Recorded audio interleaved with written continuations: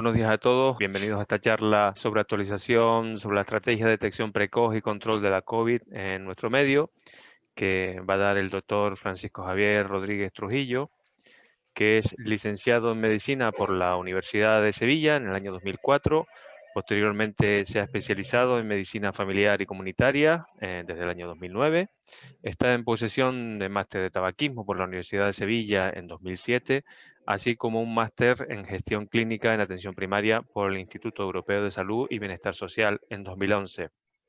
Está diplomado en estudios avanzados por la Universidad de Cádiz en 2009. Fue tutor extrahospitalario en medicina familiar y comunitaria desde 2013.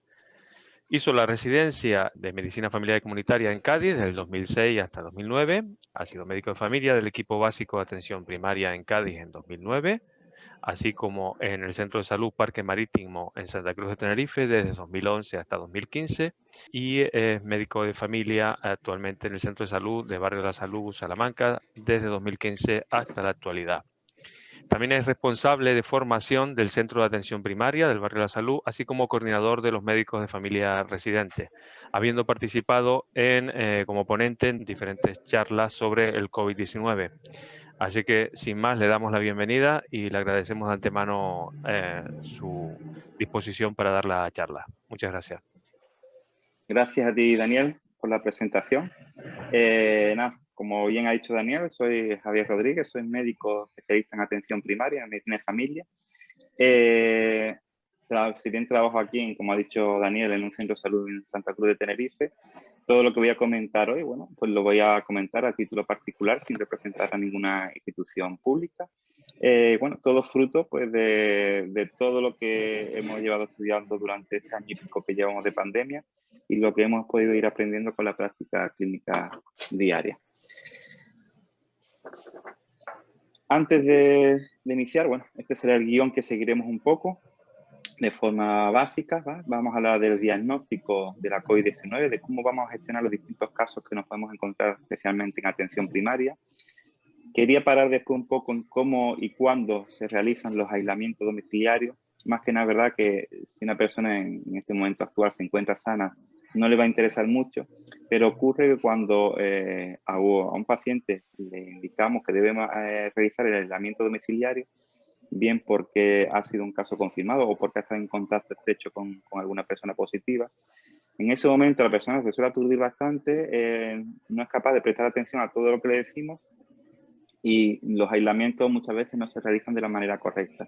Si ya de antemano sabemos un poco ciertas nociones básicas, cuando nos llegue el momento, si nos llega, que ojalá que no, pues si alguna vez nos llega el momento, pues ya tenemos un poco algunos conocimientos previos. Y terminaremos la sesión hablando un poco de las vacunas, este tema que ahora mismo está tan en boca de todos, ¿vale? Porque ya se está vacunando a una gran parte de la población. Todo el mundo ya sabe bastante un poco de vacunas, pero bueno, quiero explicar un poco cómo funcionan, efectos secundarios, cómo se ponen y tal. Y ya terminaremos, bueno, pues con algún turno de preguntas y dudas que quiero estar encantado de poder responder si es que se puede. No obstante, antes de empezar con ese guión que he establecido, llevamos ya un año y pico en el que, bueno, ahora todos sabemos de coronavirus, pero allá cuando empezamos con todo esto en febrero o marzo del 2020, la palabra coronavirus a muchos nos resulta, bueno, a muchos les resulta desconocida. Evidentemente, los que hemos estudiado alguna carrera sanitaria, sí nos sonaban estos virus, ¿vale? No el actual que tenemos ahora, pero sí hay una familia de virus, un grupo de virus amplio, que se llaman los coronavirus, y que siempre solíamos relacionar con enfermedades respiratorias leves, con catarro, infecciones de vías respiratorias altas. Y bueno, nunca nos había llamado mucho la atención. Ya es verdad que al principio de este milenio, en el 2002, empezaron a surgir aquello, el SARS-CoV-1, conocido solo como el SARS, que eran coronavirus que se daban, bueno, en el continente asiático. Y bueno, que aquí nos llegaban un poco alguna noticia, pero nunca nos vimos involucrados y nunca nos interesó demasiado el tema. Aquello era como una especie de infección asiática muy lejana a nosotros y no le prestaba mucha atención. Pero en enero de 2020 empezamos a recibir noticias de que había un nuevo coronavirus en China, en la ciudad de Wuhan. Y bueno, al principio nos resultaba todo un poco hasta a risas, aquellos memes de, bueno, en China están construyendo hospitales macrohospitales en 10 días, cuando aquí en España tardan los hospitales en hacerse años o décadas, allí estaban haciendo uno en 10 días. ¿Y por qué tanta prisa? Ya empezaba aquello a mosquearnos un poco. Y a medida que iban llegando las noticias, los veíamos vestidos así, pues bueno, nos recordaba un poco a la crisis del ébola que tuvimos aquí en España, bueno, en Europa y África en el año 2015. En aquella crisis, bueno, en España llegaron 1 o 2 casos solamente importados, pero bueno, nos vimos muy asustados, creíamos que aquello se iba a extender, que iba a morir mucha gente. Y esto empezó a recordarnos, al menos a mí, a aquella crisis del ébola. Hasta que las noticias ya no venían solo de China. Las noticias después pasaron a llegar sobre todo de Italia y llegó el momento en el que la famosa curva, la curva no es más que el aumento de casos de infectados y de fallecidos, pues esa curva llegó aquí a España. Llegó a España, empezaron a subir los casos y empezaron a subir los fallecimientos. De forma que nos vimos obligados, bueno, el gobierno se vio obligado, prácticamente todos los gobiernos del mundo, a decretar un estado de alarma y a confinar a la población en sus domicilios. Entonces nuestra vida, al menos nuestra vida social, se vio reducida a lo que es un balcón. Y eso en el mejor de los casos, porque mucha gente se vio abocada a un hospital improvisado en muchos recintos feriales repartidos por todo el país. Y estaban hospitalizados sin poder recibir la visita de su familia y algunos de ellos, bueno, muchos, por desgracia, falleciendo. Una situación dramática. Dramática y confusa porque al principio, pues bueno, era una enfermedad nueva. Nosotros no estábamos acostumbrados aquí en España a lidiar con enfermedades infecciosas de este calado. Era algo más propio de los países asiáticos.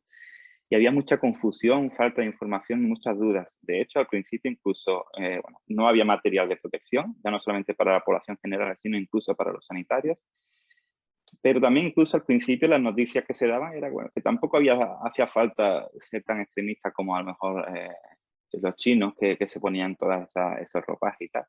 No hacía falta tanta mascarilla, es lo que se nos decía al principio. Desde luego, con el tiempo vamos todos aprendiendo. Al principio, los primeros meses nos cogió desnudos a todos, profesionales, población, gobiernos, y bueno, tuvimos que ir aprendiendo a base de golpes.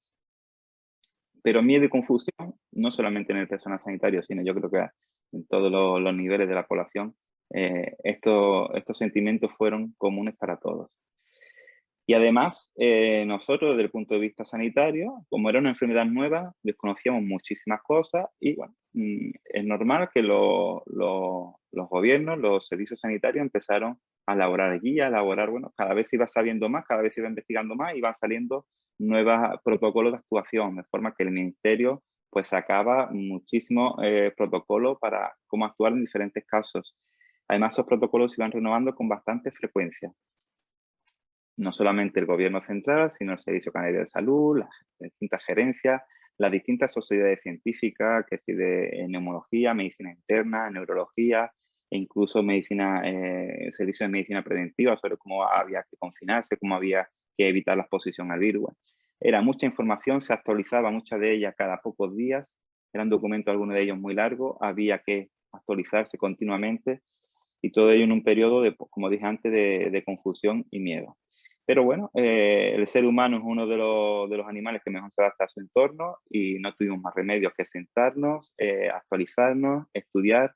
Algunas cosas nos resultaban a China, y más que nada porque venía de allí la infección. Y nada, y a día de hoy, 1 año y pico después, desde luego todavía faltan muchas cosas por aprender, muchas cosas por investigar y por descubrirse, muchísimo, pero ya desde luego sabemos bastante más y esto está controlado de otra manera. Volvemos al guión que dije al principio y vamos a hablar en principio, en un primer momento, del diagnóstico, ¿vale?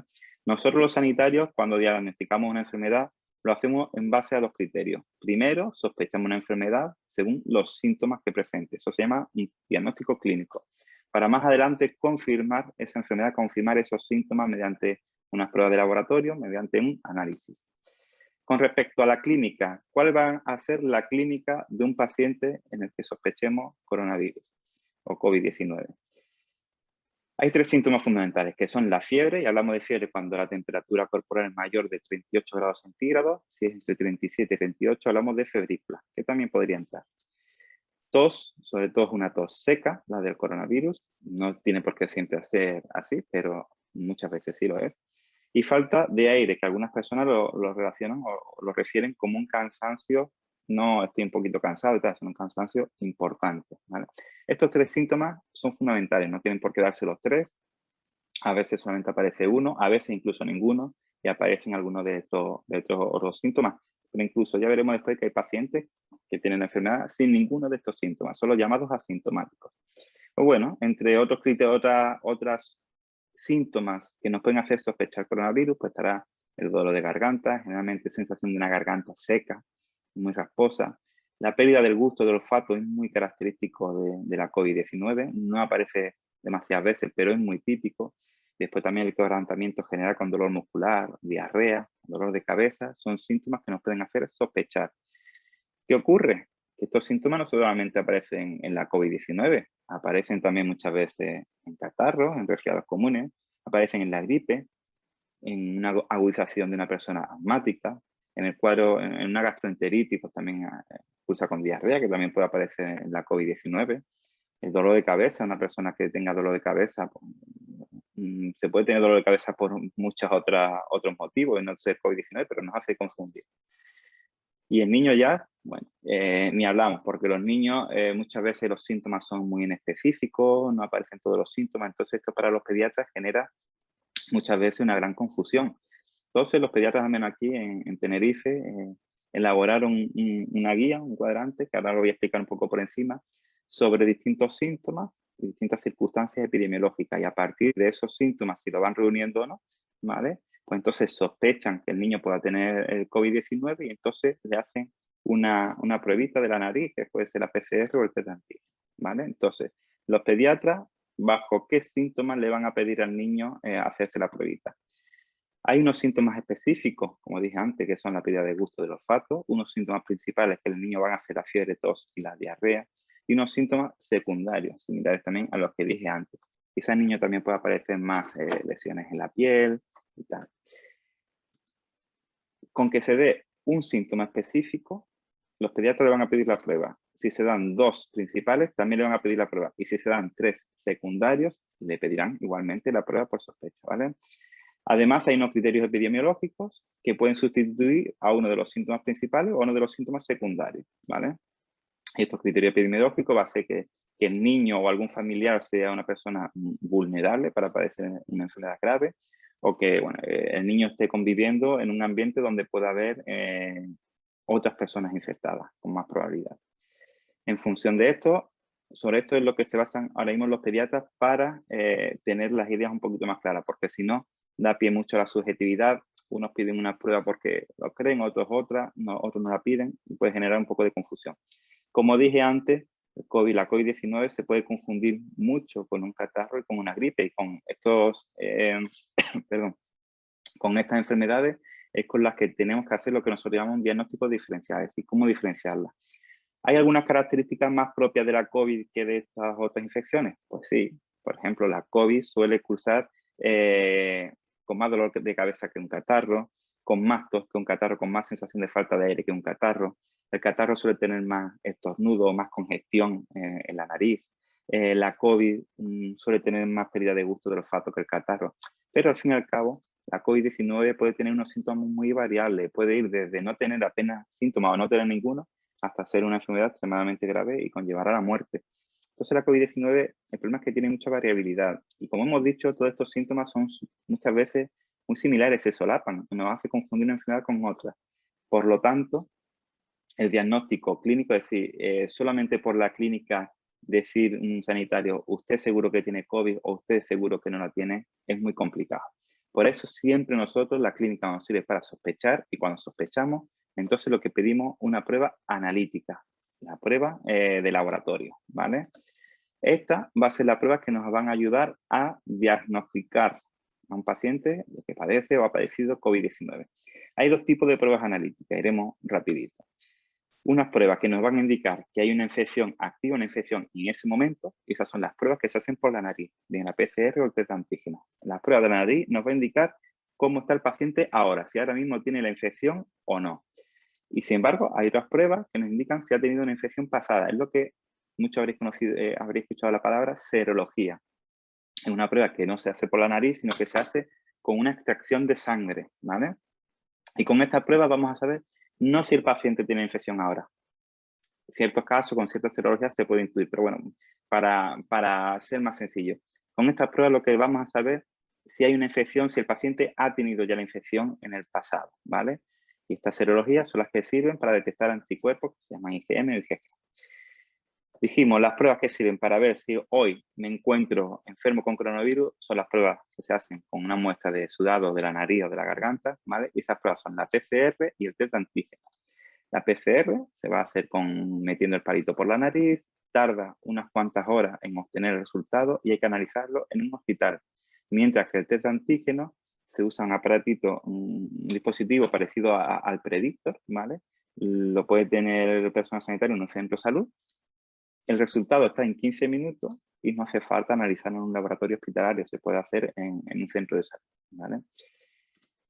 La PCR ocurre que es una prueba que podemos hacer en cualquier momento, o sea, tanto si el paciente está empezando ahora con síntomas como si lleva más tiempo, como si está asintomático, mientras que el test de antígeno solamente va a tener una alta sensibilidad, solamente nos va a hacer fiable cuando el paciente lleva con síntomas sospechosos 5 días o menos. Si no, no nos va a ser relevante. En asintomáticos, el test de antígeno puede tener un poco de fiabilidad, pero no mucha, ¿vale? Entonces, el test de antígeno, sobre todo cuando el paciente está con síntomas de menos de 5 días de evolución. Y con respecto a la serología, es decir, las pruebas de sangre que nos sirven para ver si hemos tenido la infección en el pasado, hay dos tipos, hay demás, pero básicamente vamos a hablar de las técnicas, aquellas que se realizan por técnica lisa o la serología rápida. Las técnicas lisas se hacen con una extracción de sangre como las habituales en el bracito, ¿vale? Tardan horas en realizarse, en obtener resultados y se deben analizar en un laboratorio hospitalario. Mientras que las pruebas rápidas, igual que el test de antígeno, se usa un dispositivo que se pueden tener en los centros de salud, no hace falta pinchar en el brazo, sino con una gotita del dedo es suficiente. El resultado lo vamos a tener en 15 minutos, como dije antes, lo podemos tener en el centro de salud. No obstante, las serologías por técnica lisa son las recomendables, ¿vale? Porque son las más fiables y las otras, las rápidas, yo desde mi punto de vista, bueno, es verdad que ya tienen mucha menos sensibilidad, son menos fiables y yo desde mi punto de vista no las recomiendo porque suelen dar bastantes fallos. Este sería el resumen de las pruebas que tenemos para diagnosticar en el día de hoy, ¿vale? La COVID-19, para diagnosticar una infección que se está dando en este momento o una infección que ya se dio en el pasado. En atención primaria manejamos con mucha frecuencia estos tres tipos de pacientes. En atención primaria, bueno, y en muchos otros ambientes sanitarios, pero nosotros sobre todo, esto es nuestro pan de día a día, ¿vale? Casos sospechosos son aquellos en los que todavía no hemos confirmado la enfermedad, pero la sospechamos. El caso confirmado cuando ya le decimos a esta persona, oye, usted es positivo y el contacto es estrecho. Vamos a ir desgranando uno a uno cada uno de ellos. El caso sospechoso, como he dicho, es aquella persona que tiene síntomas, los que dijimos antes, que son síntomas muy parecidos a los de un catarro, una gripe, pues son síntomas compatibles, pero al que todavía no le hemos hecho la prueba diagnóstica. Todavía no está confirmado con la prueba diagnóstica para ver si tiene infección ahora mismo, que es la prueba que se hace por la nariz, ¿vale? La PCR o el test de antígeno. El caso sospechoso tiene síntomas, pero aún no tenemos la confirmación de la prueba. ¿Qué tenemos que hacer en estos casos? Lo primero, como este paciente podría tener la enfermedad, no queremos que vaya diseminándola por ahí, por lo tanto hay que recomendarle el aislamiento. Si una persona tiene síntomas y todavía no ha contactado con su médico o su enfermero, lo ideal es que se fuera autoaislando y después, bueno, los convivientes de este caso sospechoso se deben evitar las interacciones sociales por si estuvieran ya ellos también contagiados. Y mientras ya está haciendo el aislamiento, se debe poner en contacto con su personal sanitario. Lo idóneo es que se pusiera a través del teléfono, bien llamando al teléfono del COVID, que es el 900-112-061, o bien llamando al centro de salud. Si no, también puede coger una cita previa con su personal sanitario, el médico o el enfermero, vía telefónica. Y ya solo si presenta unos síntomas que le provoca una limitación importante de su vida, acudiría de forma presencial a un centro sanitario. Pero lo idóneo es ese primer contacto, hacerlo por teléfono. ¿Por qué? Porque si vamos a un centro sanitario sin tener unos síntomas muy avanzados, que no nos requiera que nos vean físicamente en ese momento, En ese transcurso podemos estar infectando a una persona que nos encontremos en la escalera de nuestra casa, a alguien en la calle o a alguien en la sala de espera o en la puerta del centro sanitario. Por lo tanto, ese primer contacto lo ideal es que fuera telefónico. Una vez que ya hemos contactado con el personal sanitario, si el personal sanitario cree que de verdad son síntomas compatibles con coronavirus, pues le pedirá la pruebita, la PCR o el test de antígeno. Y el paciente debe seguir en aislamiento hasta que obtenga el resultado negativo. Es decir, no me vale, ya me acaban de hacer la prueba, ya me puedo ir. No, hay que saber el resultado de la prueba. Hasta que no sepamos el resultado, no podemos terminar el aislamiento, ¿vale? Porque como lo más normal es que el resultado sea negativo, perfecto, pero si sale positivo y has estado por ahí deambulando, hemos podido infectar a unas pocas personas. Algunas veces cuando, a pesar de que la primera prueba salga negativo, si el sanitario ve que los síntomas son muy sospechosos, le puede pedir una segunda prueba diagnóstica que sería una PCR, ¿vale? El caso confirmado, bueno, ya no solamente aquel que tiene síntomas, que puede o no tener los síntomas, sino el caso confirmado es aquel al que ya se le ha hecho una prueba de las que se hace por la nariz, una prueba PCR o test de antígeno. Ya está confirmado con una prueba de laboratorio. Las pruebas de serología, las que se hacen en sangre, no sirven para confirmar casos actuales, ¿vale? Tiene que ser una pruebita de la nariz. Y aquí, en el caso confirmado, el paciente puede tener síntomas o no tenerlos, ¿vale? ¿Qué vamos a hacer con el caso confirmado? El caso que ya es positivo, pues bueno, ese de cajón tiene que guardar aislamiento, ¿vale? Y esa persona debería ir pensando, debería ir ya recordando con quién ha podido tener contacto en los días previos, ¿vale? Después comentaré un poco cuáles son esas circunstancias de contacto. Pero tiene que ir haciendo un poco, haciéndose una idea, oye, pues yo ayer estuve comiendo con tal persona y ir haciendo una lista. ¿Por qué? Porque a esa persona, a ese caso positivo, al poco le va a llamar un profesional del equipo de rastreo o pidiéndole que le dé un listado de todas aquellas personas con las que haya podido tener contacto los 2 días previos al inicio de los síntomas y debe darle el nombre de la persona junto con un teléfono de contacto, bien sea un adulto o bien sea niño o incluso un bebé. Hay que dar los datos del bebé y el teléfono que daremos, luego será el de la persona que está a su cuidado. Mientras hacemos el aislamiento de este caso que es positivo, el personal sanitario se pondrá en contacto telefónico con el paciente, ¿vale? Pues para verle un poco cómo le va con los síntomas, cómo va la evolución clínica de ese paciente, ¿vale? Siempre por teléfono, porque si se hace de forma presencial hay riesgo de contagios al personal sanitario o a otros pacientes, ¿vale? Y ya durante esas conversaciones telefónicas que se realizarán cada 1, 2 o 3 días, según se estime oportuno, si el profesional sanitario, bueno, de forma consensuada con el paciente, se ve que hace falta explorar al paciente, verlo de forma presencial, pues entonces ya se le cita, pero se le cita ya en un sitio en concreto, de una forma concreta, para nosotros ya una vez que sabemos que ese paciente va a venir, podemos esperarlo y podemos separarlo de otros pacientes para que no haya contagio entre ellos, ¿vale? Entonces, si se hace de forma consensuada, siempre mucho mejor. Si el paciente de repente empieza a encontrarse mal, necesita una asistencia presencial urgente, pues bien puede llamar al 112 si son síntomas muy urgentes o graves, o bien intentar localizar a personal sanitario, o bueno, desde que pueda llegar al centro sanitario a avisar de que es positivo e intentar no tener contacto con otras personas, ¿vale? Y el caso que es positivo, el confirmado, debe guardar aislamiento durante 10 días seguidos. 10 días que se contarán a partir del inicio de los síntomas. Si esa persona es un positivo que es asintomático, se contará desde que se hizo la pruebita, ¿vale? Pero en líneas generales suelen tener síntomas, pues 10 días a contar desde que empiezan esos síntomas, ¿vale? Es lo que he comentado. Y una vez pasados esos 10 días, si además se reúne el criterio de que los 3 últimos días, de forma consecutiva, ha estado sin síntomas, pues entonces ya procederemos al alta, a que se acabe el aislamiento y no hace falta pedir una nueva PCR para terminar el aislamiento del caso confirmado. No hace falta. Esto es una pregunta que genera mucha inseguridad muchas veces en la gente. Dice, oye, mira, yo es que he sido positivo y yo antes de salir de alta, del aislamiento, yo ya me voy a reunir con otros familiares, tengo que ir al trabajo. Yo quiero saber si ya soy negativo, porque ¿qué pasa si ahora yo me da de alta y yo sigo siendo positivo y contagio por ahí? Pues no hay que hacer la PCR antes del alta. Y ahora voy a explicar por qué. Nosotros siempre nos vamos a fijar sobre todo en que el paciente tenga síntomas. Los síntomas es lo que más nos va a marcar que ese paciente sea o no contagioso. Por eso he dicho aquí que para dar de alta debemos reunir criterios de 10 días de aislamiento y los últimos 3 días sin síntomas. La PCR no nos va a servir para dar o no el alta en la población general, ¿vale? ¿Por qué? Bueno, cuando nosotros tenemos una infección por coronavirus y le hacemos una PCR, una pruebita de la nariz, ¿vale? Lo que vamos a coger una muestra de ese virus, una muestra que contiene material genético, el ARN del virus, y lo analizamos en un microscopio. Y entonces, si es verdad que es compatible, pues entonces nos saldrá diagnóstico de coronavirus. Pero aquellas personas que ya ha pasado la enfermedad y que su cuerpo ha desarrollado defensas, esas defensas atacan al virus y van a eliminarlo. Entonces el virus se elimina, no desaparece, sino se rompe en muchos pedacitos y bueno, ya queda destruido y esos pedacitos ya se irán eliminando. Pero durante un tiempo, en la mucosa, en, en el moco de la nariz, de la garganta, van a quedar restos del virus, que estos restos pues no tienen capacidad de infección. Este virus ya está muerto y este virus no infecta nada, ¿vale? Pero quedan restos.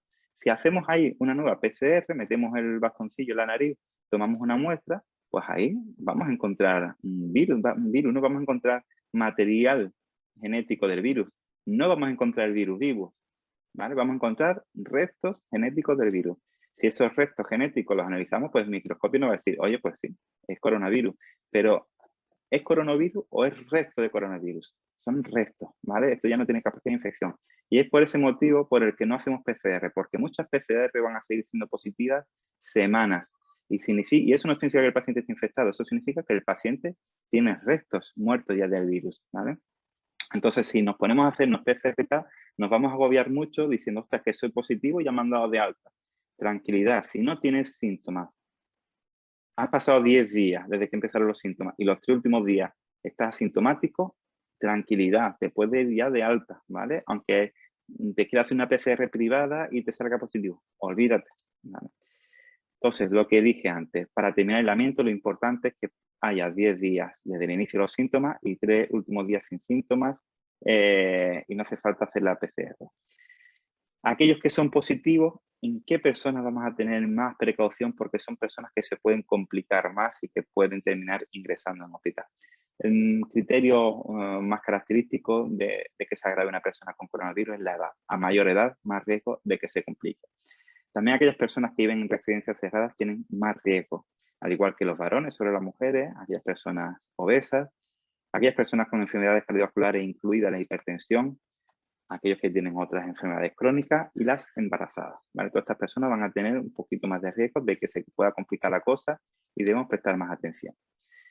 Y el último caso en el que gestionamos mucho de atención primaria son los contactos estrechos. Y esto nos interesa a todos porque todos en algún momento vamos a tener contacto con alguien que está dudando de que tenga síntomas o que está pendiente de que le hagan una prueba o que ha dado positivo, ¿vale? El contacto estrecho, cuando nos referimos a eso, nos referimos a contacto estrecho a una persona que es positiva. Entonces, esta persona ha dado positivo y solamente el que ha estado en contacto al positivo se considera contacto estrecho. ¿Qué circunstancias deben darse para que nosotros consideremos contacto estrecho? Porque ese contacto se haya producido a una distancia menor de 2 metros. Durante un tiempo igual o mayor a 15 minutos a contar en 24 horas. Quiero decir que si durante un día o durante una mañana estoy con esa persona que es positiva 5 minutos ahora, en la hora siguiente estoy otros 5 minutos y otras 2 horas más tarde estoy otros 5 minutos, a lo largo de ese día ya he reunido 15 minutos. Por lo tanto, cumple este criterio del tiempo. Que no llevaran mascarilla, por eso es muy importante llevar mascarilla para no tener contactos estrechos, ¿vale? Y que ese contacto estrecho se haya producido en los 2 días previos, las 48 horas previas al inicio de los síntomas, ¿vale? Este es el positivo, si se reúnen esas circunstancias, pues este sería el contacto estrecho. Si este contacto estrecho ha tenido contacto con otra persona, hay que aprenderse esta frasecilla, esta coletilla. El contacto de un contacto no es un contacto, ¿vale? El contacto, pues su contacto no es un contacto. Si con el paso de los días esta persona que es el contacto se positivara, ¿vale? Entonces este ya sí es el contacto de un positivo. Entonces ya sí sería un contacto estrecho, ¿vale? Son cosas sencillas que hay que tener siempre en cuenta. ¿Y qué haremos con el contacto estrecho? Bueno, el contacto estrecho, por las circunstancias de ese acercamiento al paciente positivo, puede haberse infectado. Puede haberse infectado, pero todavía puede que no haya dado luz a los síntomas. Eso significa que está incubando la enfermedad. Puede que todavía, si se le hace una prueba, salga negativo, pero sale negativo porque todavía puede tener el virus dentro, pero todavía no ha dado tiempo a que se multiplique mucho el virus que se detecte. Entonces, eso es lo que llamamos el tiempo un poco en el que, bueno, puede tardar el paciente en desarrollar el virus y desarrollar síntomas y que ese virus sea detectado, ¿vale? El contacto estrecho, entonces, tiene que aislarse y se pondrá en contacto con él el equipo de rastreo a través del listado que le dio el caso positivo. Entonces, se pondrá en contacto telefónico y le pedirán una prueba de las que se hacen por la nariz, una PCR, un test de antígeno, al inicio, al contacto, ¿vale? Después debe pasar 10 días en aislamiento. Durante ese tiempo, su personal sanitario le irá llamando de vez en cuando para ver qué tal está, si ha desarrollado síntomas o no, ¿vale? 10 días a contar desde la fecha en la que tuvo el último contacto, no desde que empezó el aislamiento, sino desde que tuvo el último contacto con el positivo. Al 9º día, ¿vale?, se le va a realizar una nueva prueba y solamente si esas 2 pruebas que se ha hecho son negativas y el paciente sigue asintomático, entonces ya ha pasado 10 días desde el último contacto, entonces se le dará de alta y terminará el aislamiento, ¿vale? 10 días que se pueden hacer un poco largos, ¿vale? Pongamos que un paciente está en aislamiento y va por el día 7. Si no está haciendo bien ese aislamiento y por lo que sea vuelve a tener un contacto con el caso positivo, entonces, faltándole 3 días que le queda para llegar a los 10 días, hemos tenido un nuevo contacto, por lo tanto el contador se pone otra vez a 0 y habría que contar otros 10 días más, ¿vale? Y habría que pedir nuevas pruebas. Por lo tanto, muy importante hacer el aislamiento bien. Y para mí, desde mi punto de vista, es mucho más complicado el aislamiento del contacto estrecho que el del caso positivo, porque el contacto estrecho tiene sensación de que, como se encuentra sin síntomas, una falsa seguridad de que él cree que no va a ser positivo, de que se encuentra bien y tal. Y además, si vuelve a tener un nuevo contacto, tiene que empezar a contar otra vez de cero. Es decir, que el aislamiento de contacto estrecho, si no lo hace bien, puede durar más de 10 días. En el caso positivo, generalmente son los 10 días, pero de contacto estrecho, si no lo hace bien, puede durar hasta más de 10 días, ¿vale? Entonces es fundamental hacerlo bien. Pongamos un ejemplo en el que en un domicilio viven varias personas y esas 3 personas han sido contacto estrecho de un caso positivo. El aislamiento lo deben hacer cada una por separado, en una habitación independiente. Y si en algún momento salen a algún espacio común de la vivienda, deben llevar siempre puesta la mascarilla. ¿Por qué? Por ejemplo, pongámonos en el caso de que estos pacientes llevan 7 días de aislamiento y lo están haciendo bien, pero ocurre un día que 2 de ellos están ya cansados de la situación, dejan de estar aislados y coinciden en una misma estancia porque están comiendo, o bien porque se han puesto a ver la tele juntos, porque se ponen a conversar, y además alguno de ellos no lleva la mascarilla puesta, se la quita. Si por un casual estas personas que están incubando la enfermedad, si esta en concreto, por ejemplo, desarrollara después la enfermedad, que puede desarrollarla a lo largo de esos 10 días, ¿vale? Si fuera positivo, esta persona tiene que guardar ahora los 10 días más de aislamiento, que dijimos que debe guardar el caso positivo, pero este otro, el pobre, va a salir perjudicado porque ha tenido un nuevo contacto a un caso positivo, por lo tanto, su contador se pone de nuevo a 0 y tiene que empezar otros 10 días más de aislamiento, ¿vale? Fundamental, aislamiento domiciliario, 10 días, que hay que hacerlo bien. Se pueden hacer durísimos, lo entiendo porque me ha tocado también a mí hacerlo y ya no quiero ni pensar, conozco muchos casos que han tenido que hacer aislamientos con personas a las que hay que prestar cuidado, bien sean niños o personas mayores. Pero es importante hacerlo bien desde el principio porque si no, esos 10 días se pueden convertir en un número indeterminado de días. He conocido casos de tener que hacer aislamiento de hasta más de 30 días. Una tortura, ¿eh? ¿Y cómo hay que hacer los aislamientos? Vamos a hablar de forma rapidita. La persona que se tiene que aislar se tiene que meter en una habitación de uso exclusivo solamente para ella. Debe contar esa habitación con una ventana, con una buena abierta, bien ventilada hacia el exterior, no hacia un pasillo interno, sino hacia el exterior, y con la puerta cerrada, ¿vale? No se pueden recibir visitas, jamás. El cuarto de baño a poder ser que sea también de uso exclusivo y lo más pegadito a la habitación de ese paciente que está aislado. Si no tiene un baño propio para sí y lo tiene que compartir, pues bueno, siempre después de usarlo, limpiarlo con pañito con lejía, recoger las toallas y los utensilios que haya podido usar y las toallas hay que cambiarlas de forma periódica. El paciente se debe aislar con un teléfono que esté siempre operativo consigo en la habitación. La mascarilla se la tiene que poner mascarilla quirúrgica si en algún momento, por lo que fuera, tiene que salir de la habitación para hacerse la prueba o porque tiene que usar el baño, lo que sea, ¿vale? Siempre ponerse mascarilla quirúrgica. Hay que extremar la limpieza, a poder ser con lejía, y hay que limpiar toda la superficie que haya podido tocar el paciente que está aislado, ¿vale? Preferentemente con lejía. La dilución se puede hacer con una cucharada sopera en 1 litro de agua. La vajilla debe ser de uso también exclusivo y se debe lavar a temperatura alta. Dentro de la habitación debe haber un cubo de basura de pedal para no tener que estar manipulando con las manos, con una bolsa interior con cierre hermético, y ahí se van a depositar todos los residuos de la persona aislada. La ropa usada igualmente se meterá en una bolsa cerrada y se lavará siempre a temperatura, con agua a temperatura caliente. El lavado de manos debe ser constante, mayor a 30 segundos de duración, preferentemente con agua y jabón y si no con gel hidroalcohólico. Las personas que están fuera de la habitación deben estar también, bueno, aisladas, ¿sí? Pero bueno, en principio no deben contactar a través de la puerta cerrada nada más, pero no pueden contactar con las personas que se encuentran aisladas, ¿vale? Si hay alguien que tiene que prestar cuidado, pues bueno, a la hora de llevarle la comida, a la hora si tiene que asistirle de alguna manera, tal, que solamente sea una persona, que no se vayan cambiando y que sea la persona que menos enfermedades tengan en la casa, la menos vulnerable.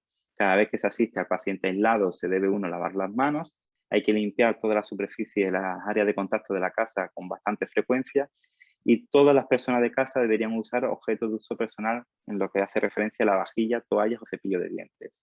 El resto de la casa debe tener una buena ventilación, ¿vale? Y todos los convivientes deben vigilar sus síntomas, sobre todo tos, asfixia, temperatura. Vamos a poner un ejemplo. Pongamos este domicilio, la verdad es que una buena casa con su terracita y todo. Ojalá todos tuviéramos esta casa para hacer un aislamiento. Las circunstancias reales son mucho más complicadas.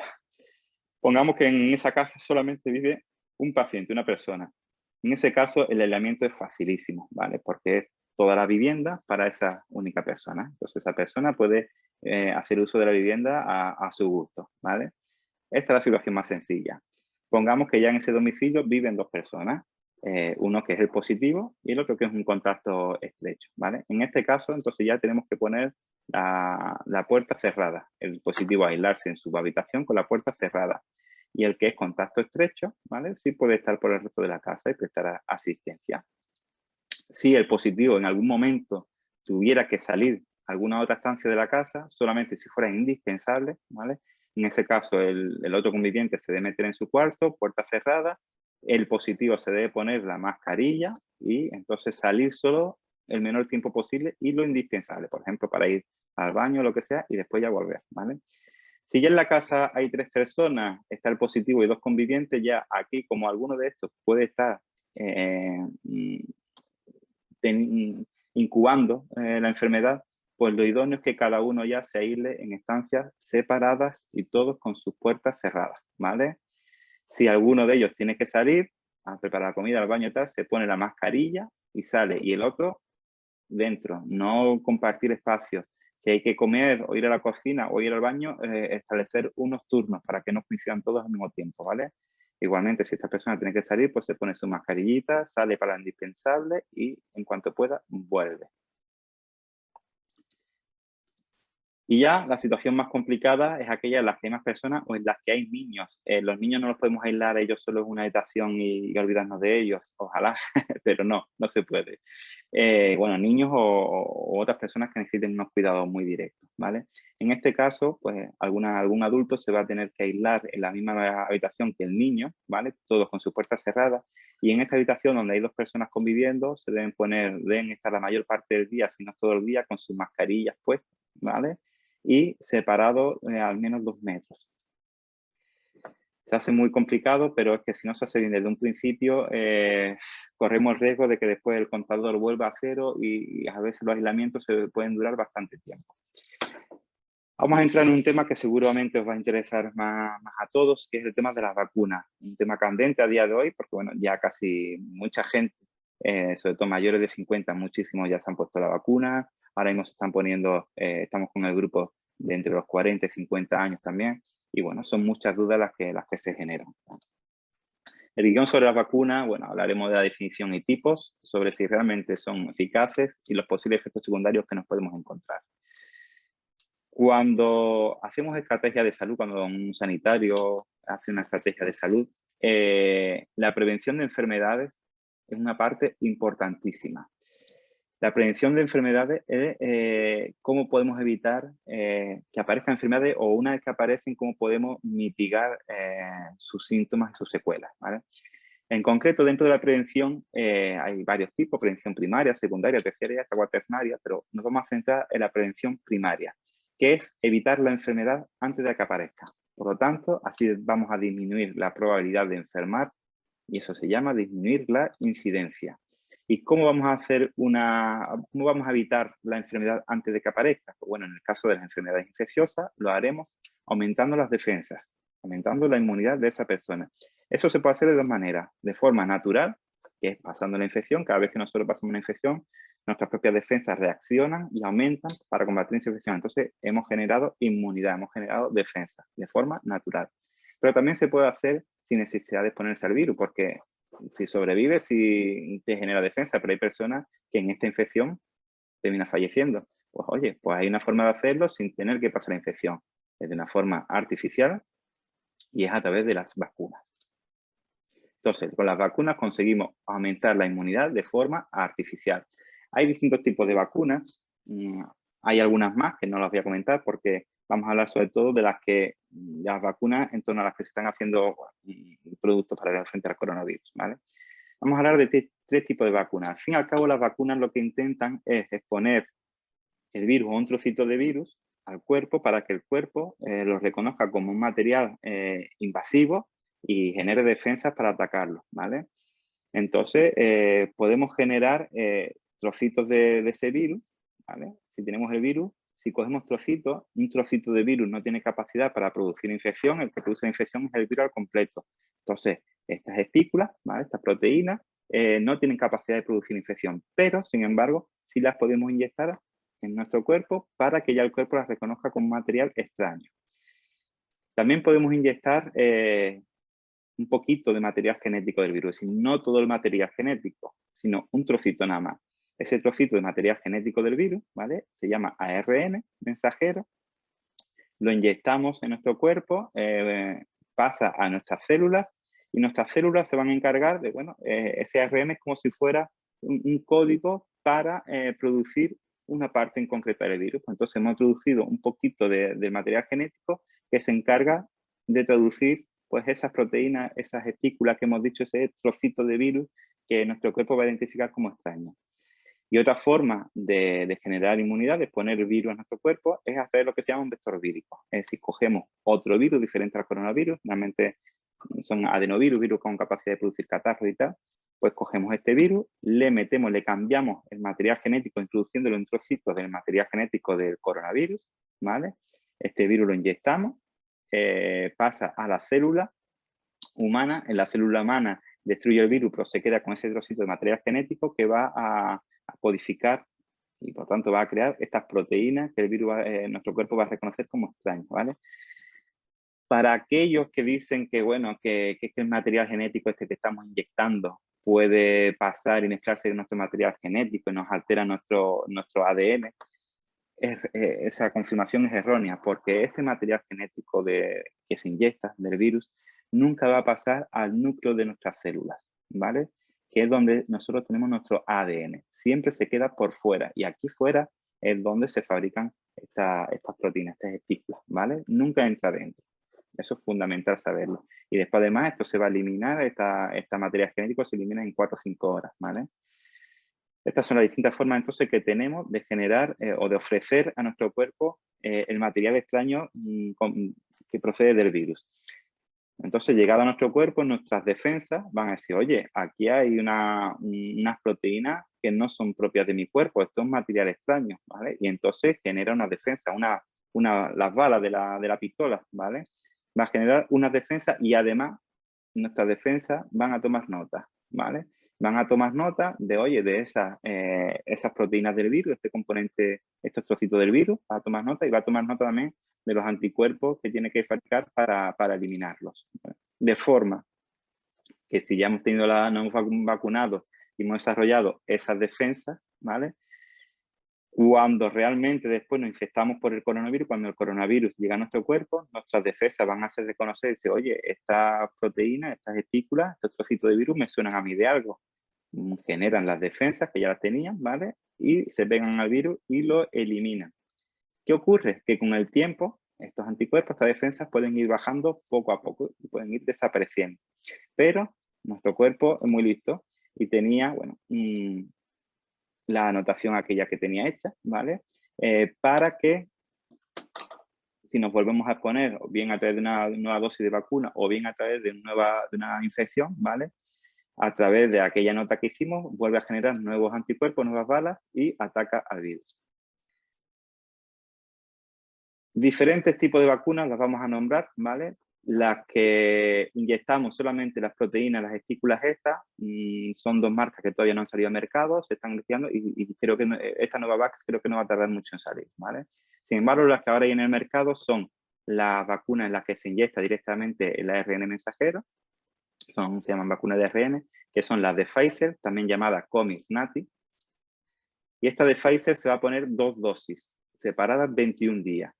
7 días después de la segunda dosis, cuando ya tenemos las defensas bien cargaditas, ¿vale? Otra vacuna que es también de ARN es la de Moderna. Esta, sin embargo, se pone igualmente 2 dosis separadas 28 días. Y es pasados 14 días de la segunda dosis cuando ya tenemos unas buenas defensas. Y después están las otras vacunas, ¿vale? Que son las que están compuestas por un vector vírico, las que dijimos que se usa otro virus y dentro se le mete un trocito del ARN del coronavirus. Estas vacunas van a ser las AstraZeneca, que puede venir también con el nombre de la Vaxzevria. Las AstraZeneca se ponen 2 dosis separadas entre 10 y sobre todo preferentemente 12 semanas. Y un mes más tarde de la segunda dosis cuando tenemos una buena inmunidad. Y la otra vacuna que usa este vector viral va a ser la vacuna de Janssen, que es la única hasta el día de hoy, la que solamente se pone una dosis y tendremos una inmunidad a los 14 días de esa primera dosis. Vemos, bueno, además la AstraZeneca, ahora por motivos que comentaré un poco más adelante, solamente a día de hoy solamente se ponen en personas entre 60 y 69 años y la de Janssen a día de hoy, 15 de junio, solo se ponen en personas mayores de 40 años. Y como vemos, hay una diferencia, que hay mucha polémica generada con la vacuna AstraZeneca por su efecto secundario. Ahora vamos a hablar un poco de ello, pero a mí hay una cosa, el mayor inconveniente que yo le veo a la vacuna AstraZeneca, que es una muy buena vacuna, ojo, pero el mayor inconveniente es esto. Casi todas estas vacunas generan inmunidad, pues más o menos en esta zona, en torno al mes y medio, ¿vale? Sin embargo, la vacuna de AstraZeneca, como las 2 dosis se ponen separadas 3 meses, 12 semanas, y después tarda 28 días más en generar inmunidad completa, vamos a tardar 4 meses en estas personas en generar inmunidad. 4 meses, es mucho tiempo. Y además estamos hablando de personas, hombre, no son las de mayor riesgo, que son las personas más ancianas, pero estas personas, hombre, tienen una edad que tampoco habría que tener precaución también con estas personas. Han muerto bastante también personas de entre 60 y 70 años. Por lo tanto, vamos a dejar sin una protección completa durante 4 meses a estas personas, ¿vale? Que tienen cierto riesgo. De hecho, así es como va ahora mismo en España el ritmo de vacunación. Vemos que con una dosis se han vacunado ya, pues bueno, todo el mundo mayor de los 80 años y casi todos mayores de 70 años. Se han vacunado mucha gente con la primera dosis de entre los 60 y 69 años. Sin embargo, vemos que con las 2 dosis, que sería la pauta completa, ¿vale?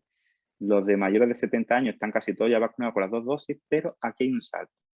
Vemos que los del grupo de 60 a 69 años, muchísimos tienen una dosis, pero la segunda dosis, poco. De hecho, hay más de este grupo, de 50 a 59 años, con la pauta completa que este. Y es por eso, porque aquí estamos usando la vacuna AstraZeneca, que vamos a tardar más tiempo en conseguir la inmunidad. Aquellas personas que ya han tenido la COVID, que ya han pasado el coronavirus, ¿se tienen que volver a vacunar? Pues sí, se deberían volver a vacunar, ¿vale? ¿Con cuántas dosis y en qué momento? Lo explicaremos con esta tablita. Vamos a diferenciar aquí un punto de corte, las personas que tengan menos de 65 años y los que tengan más de 65 años. Pues bien, si uno ha padecido la infección por coronavirus antes de ponerse la primera dosis de vacuna, ¿vale? Esa sería la primera circunstancia. La segunda circunstancia va a ser si esa persona se puso la primera dosis y posterior a la primera dosis y antes de ponerse la segunda, ha padecido ahí la infección, ¿vale? Vámonos con el primero de los supuestos. Ha padecido la infección cuando todavía no se había puesto ninguna dosis. Si la persona tiene menos de 65 años, se le va a recomendar ponerse una única dosis a los 6 meses después de recuperarse de la infección. Y aquí, preferentemente, no se usará la de Janssen. Mientras que si hablamos de una persona mayor de 65 años, una vez que esa persona ya se haya curado del coronavirus, no hay que esperar 6 meses, sino una vez ya curada, ya ha terminado el aislamiento, se va a poner 2 dosis, no una, sino 2. Pasando al siguiente supuesto, paciente que ya se ha vacunado con una primera dosis y en las semanas después o días después sufre el coronavirus. Pues en ese caso, si las personas tienen menos de 65 años, se puede poner la segunda dosis, pero pasado los 6 meses. Mientras que si es mayor de 65 años, se pondrá esa dosis, pero justo cuando ya se haya recuperado, después de haberse recuperado de la infección por coronavirus, se pondrá la segunda dosis. ¿Son eficaces estas vacunas? Os puedo garantizar que sí. Todos los estudios que están saliendo a nivel de todo el mundo, y ya son millones y millones de vacunas que se han puesto, dicen que, bueno, que son muy, muy eficaces. Son muy eficaces incluso poniéndose una única dosis. Evidentemente, con las dos dosis se consiguen una eficacia muchísimo mayor. Por eso, con una primera dosis podría ir bien, pero aconsejamos que se use la pauta completa, que son 2 dosis, o en el caso de la de Janssen, solamente una dosis, ¿vale? Y van a proteger para todo. Va a proteger para que te produzca una infección, va a proteger, aunque sea sin síntomas, va a proteger para que te aparezcan los síntomas, va a proteger para que si te llegas a infectar, porque vemos que nunca llega a ser el 100% de protección, pero te protege de que si te llegaras a infectar y a tener síntomas, no necesites ingreso en el hospital. Y va a proteger sobre todo de que incluso si pillas la infección, te ingresas en el hospital, te va a proteger sobre todo de morir por coronavirus. Ojo, nunca al 100%, ¿vale? En medicina nunca hay un producto 100% eficaz, pero una eficacia altísima, como nunca vista en muchas otras vacunas, ¿vale? Ya desde la primera dosis protege, la segunda dosis protege más y sobre todo lo que va a proteger, protege de que te infectes, pero sobre todo va a proteger de que si te infectas no tengas un COVID grave, un COVID que te lleve a complicaciones importantes, ¿vale? Y todas estas vacunas son eficaces a día de hoy. Y además hay ya estudios, muchos de ellos, el más concreto, el que se ha realizado por el ministro del Ministerio de Salud de Israel, que es donde más vacunas a día de hoy se han puesto en proporción a la población, que dice que además vacunándote vas a reducir mucho, hasta un 94%, la infección asintomática y por tanto la transmisión del virus. Por lo tanto, vacunándonos nos protegemos a nosotros mismos y protegemos también a las personas que nos rodean, a nuestros familiares, a nuestros contactos, a nuestros amigos. Fundamental, ¿vale? ¿Y qué pasa con las variantes del virus? ¿Vale? Y hablamos de variantes y no cepas, porque la cepa sería, el virus se llama el SARS, ¿vale? La cepa sería SARS-CoV-2. El SARS-CoV-1 es cuando es el SARS que hubo en el 2002 en Asia. Vamos. El SARS-CoV-2 es la cepa y las variantes son las que conocemos, pues como lo que sea la variante inglesa, la variante sudafricana, la brasileña, la india. Ahí estamos hablando del país donde se detectaron los primeros casos, el país de origen, pero la OMS la cataloga con otros nombres, variante alfa, beta, gamma o delta. ¿Y las vacunas son eficaces contra esas variantes? Pues sí, son muy eficaces. Es verdad que no todas las vacunas son tan eficaces, por ejemplo, parece ser que AstraZeneca tiene un poco menos de eficacia o tiene menos eficacia frente a la variante sudafricana y tal, pero bueno, todas son, al fin y al cabo, eficaces en mayor o menor grado frente a esas variantes. Y de hecho, si ya nos hemos puesto las 2 dosis, nos van a proteger frente a la infección contra esas variantes y frente también a la enfermedad grave. Sobre todo nos van a proteger frente a la enfermedad grave, que al fin y al cabo es lo que nos importa. Si vamos a padecer un coronavirus leve, pues bueno, tampoco nos va a importar. Siempre hemos pillado catarros y gripe y tal. Lo importante es que no nos lleve al hospital y que no nos lleve a complicaciones que nos induzcan una muerte, ¿vale? Lo importante es que nos protejan de una enfermedad grave y las vacunas protegen frente a las distintas variantes que a día de hoy hay. Quiero decir que variantes hay muchísimas más, esas son las 4 más frecuentes, pero hay muchísimas más porque el virus va mutando con relativa frecuencia. ¿Y qué efecto secundario puedo tener si me vacuno frente a una de estas vacunas? Hay que decir que los efectos secundarios es más frecuente que aparezcan en jóvenes que en personas mayores, porque las defensas de los jóvenes están más activas, ¿vale? Por lo tanto, podemos reaccionar más ante un elemento extraño. Las personas mayores suelen tener menos efectos secundarios, pero suelen, ¿eh? No siempre es así. Vamos a hablar de los efectos secundarios por orden de frecuencia, desde los más frecuentes a los menos. Los más frecuentes van a ser estos: dolor de cabeza, diarrea, quebrantamiento general, que te duele la zona dental pinchado, uno se encuentra cansado, decaído, con fiebre o escalofrío.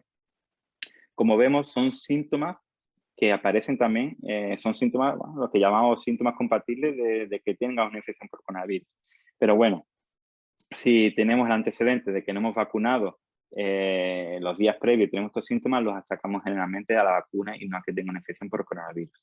Otros efectos secundarios menos frecuentes van a ser que aparezcan ganglios en la axila del brazo donde se ha pinchado uno, dolor de brazo, malestar general, y síntomas ya efectos secundarios poco frecuentes serían la parálisis facial o la anafilaxia. Y por eso la anafilaxia es muy grave, pero muy poco frecuente.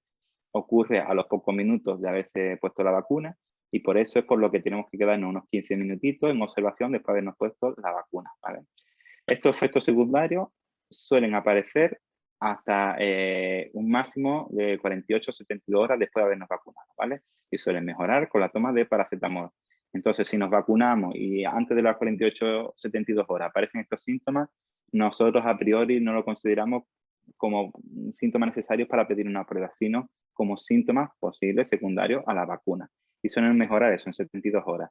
Si estos síntomas se prolongan más de 72 horas o producen una limitación del estado general, que el paciente se encuentra muy decaído, se encuentra realmente mal y no mejora con paracetamol, son criterios para que contactáramos con un sanitario pues, para exponerle estos problemas que estamos teniendo, ¿vale? Y voy a hablar en concreto también de un efecto secundario de la vacuna AstraZeneca, que fue lo que generó tanta controversia.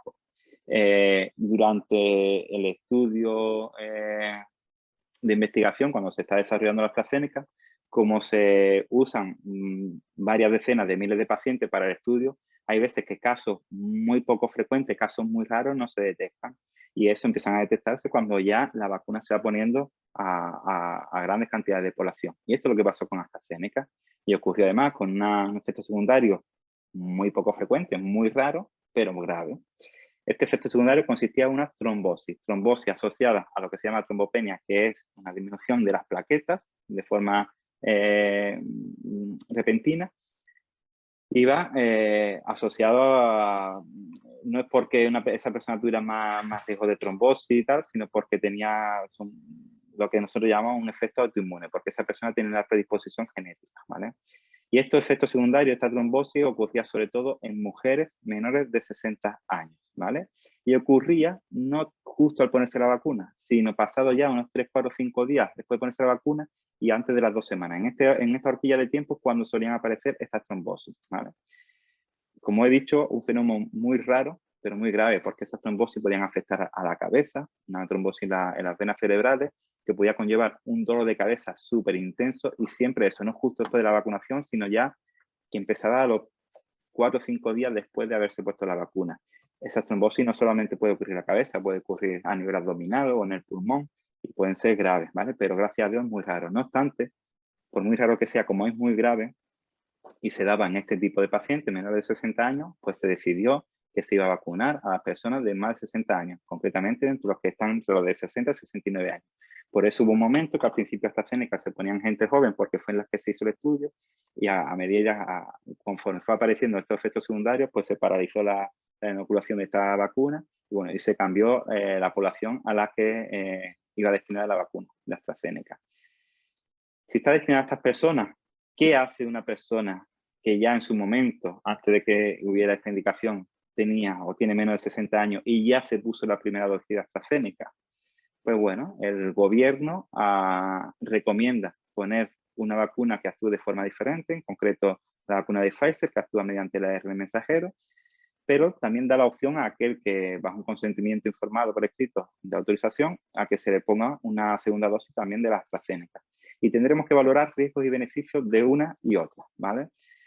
La segunda dosis, yo aconsejo, a nivel particular, aconsejo que se pongan una segunda dosis de ARN, es decir, de Pfizer, a aquellas personas que tras la primera dosis hayan podido tener sospecha de haber tenido cierto grado de trombosis o que ya tengan otros riesgos de trombosis, ¿vale? Esas personas, pues mejor no tentar la suerte ni vacunarse otra vez con AstraZeneca y mejor vacunarse con Pfizer. El Ministerio de Sanidad creó un estudio que se llama Estudio Convivax, no envuelto en poca polémica. Entonces, según este estudio, bueno, recomienda que la segunda dosis sea con Pfizer. Un estudio que ha generado, como he dicho, cierta polémica por la forma en que se ha diseñado, pero bueno, las conclusiones de este estudio es que la segunda dosis venga con Pfizer. Aunque sea un estudio con poca polémica, pero ojo, al menos es un estudio que ya aporta más datos que no tener nada, ¿vale? Hay algunas cosas que se quedan un poco confusas, pero bueno, por lo menos ya aporta más datos que no haber hecho ningún estudio. Por lo menos algo es algo, ¿vale? Sin embargo, ¿qué beneficio sería en vacunarse con la segunda dosis de AstraZeneca? Bueno, hay mayor experiencia de uso, la pauta primera de AstraZeneca y segunda de AstraZeneca, que la pauta primera AstraZeneca y segunda Pfizer. Hay más experiencia de uso en este caso, ¿vale? Y por lo tanto, más seguridad a la hora de usarla. Hay que recordar que aunque hay un riesgo de trombosis con esta vacuna y tal, esta trombosis trombocitopénica inducida por la vacuna es muy rara. Si es muy rara, como hemos dicho, en la primera dosis, con la segunda dosis, si no toda la primera, con la segunda dosis es todavía más rara, hasta 8 veces menos frecuente, ¿vale? Y después, si hay una persona que es vulnerable, es decir, que tiene riesgo de padecer un COVID grave, aquí lo ideal sería que se pusiera la primera vacuna que pudiera optar, ¿vale? Hombre, si puede optar a las dos, pues que valore los otros pesos que hay en la balanza. Pero si una de las dos vacunas se va a demorar bastante, digo bastante más allá de un par de semanas, pues entonces yo me iría a ponerme la primera vacuna que hubiera disponible para no estar mucho tiempo desprotegido, ¿vale? La que sí sería una mala opción es no ponerse una segunda dosis, ya que con eso solamente tendríamos una protección de entre 12 y 16 semanas, ¿vale? Y a partir de ahí quedaríamos ya desprotegidos. Entonces, los que se hayan puesto una primera dosis de AstraZeneca, yo aconsejaría que se decidirán por una o por otra, pero no ponerse la segunda dosis yo no lo veo como una opción muy segura. Y tercera dosis, ¿será recomendable ponernos una tercera dosis en el futuro? Bueno, cuando nos vacunamos, como dije antes, el cuerpo desarrolla una inmunidad de anticuerpos, que es lo que también se llama inmunidad humoral. Pero también, no lo comenté antes, desarrolla otro tipo de inmunidad, una inmunidad que no podemos medir con analíticas, que es lo que se llama una inmunidad celular. Son células de nuestro cuerpo que también van a fagocitar, a eliminar al virus, ¿vale? ¿Qué ocurre con el tiempo? Pues que la inmunidad de los anticuerpos se va perdiendo. No obstante, lo dije antes, nuestro cuerpo, nuestros policías toman nota y de cómo era el virus y cómo eran los anticuerpos que tiene que fabricar. ¿Habrá necesidad de ponerse una tercera dosis? Bueno, hay que recordar que vamos a tener todavía un poco de inmunidad. Desde luego, las empresas farmacéuticas, ya hay algunas de ellas, Pfizer y Moderna, que están diciendo que sí, que hará falta una tercera dosis. Eso en teoría, ¿vale? Pero yo soy más partidario de ir viendo qué pasará a nivel clínico. Si vamos viendo que después de un tiempo que las personas ya se hayan puesto la vacuna, empiezan a enfermar más personas, sobre todo a enfermar de forma grave que necesiten ingresar en el hospital o empieza a aumentar de nuevo la incidencia de la mortalidad, en ese caso yo creo que sí haría falta una tercera vacuna. Y sobre todo haría falta una tercera vacuna posiblemente en las personas más vulnerables, las de mayor riesgo, las que más terminan ingresando y las que más terminan falleciendo, ¿vale? Esto habría que irlo viendo, no se puede, a día de hoy no está establecido nada. Se irá generando mucho debate en los próximos meses, posiblemente el año que viene, a final de este año, principios del año que viene. Y bueno, a lo mejor en estas personas si hará falta una tercera dosis, en el resto de personas iremos viendo. Quizás no, quizás sí. Habrá que ir viendo según vayan necesitando ingresar o vayan falleciendo más gente o no, ¿vale? Por lo tanto, y para ya ir terminando, recordar, fundamental vacunarse. Os animo a todos que porque la vacuna realmente está haciendo milagros, es la que está controlando ahora la infección. Y ya nos estamos empezando a plantear quitarnos las mascarillas para ahora cuando avance un poco más el verano y tal. La incidencia sigue habiendo casos de coronavirus, pero ya esos casos no son tan graves. Los hospitales lo han notado mucho, ya no están ingresando tanta gente por coronavirus, ni mucho menos. Las UBI también están mucho más relajadas. Hay menos mortalidad y todo eso es, entre otras cosas, pero mucho gracias a la vacuna, ¿vale? Además de la vacuna, ojo, como todavía esto no está controlado del todo, hay que seguir manteniendo la distancia interpersonal, ¿vale?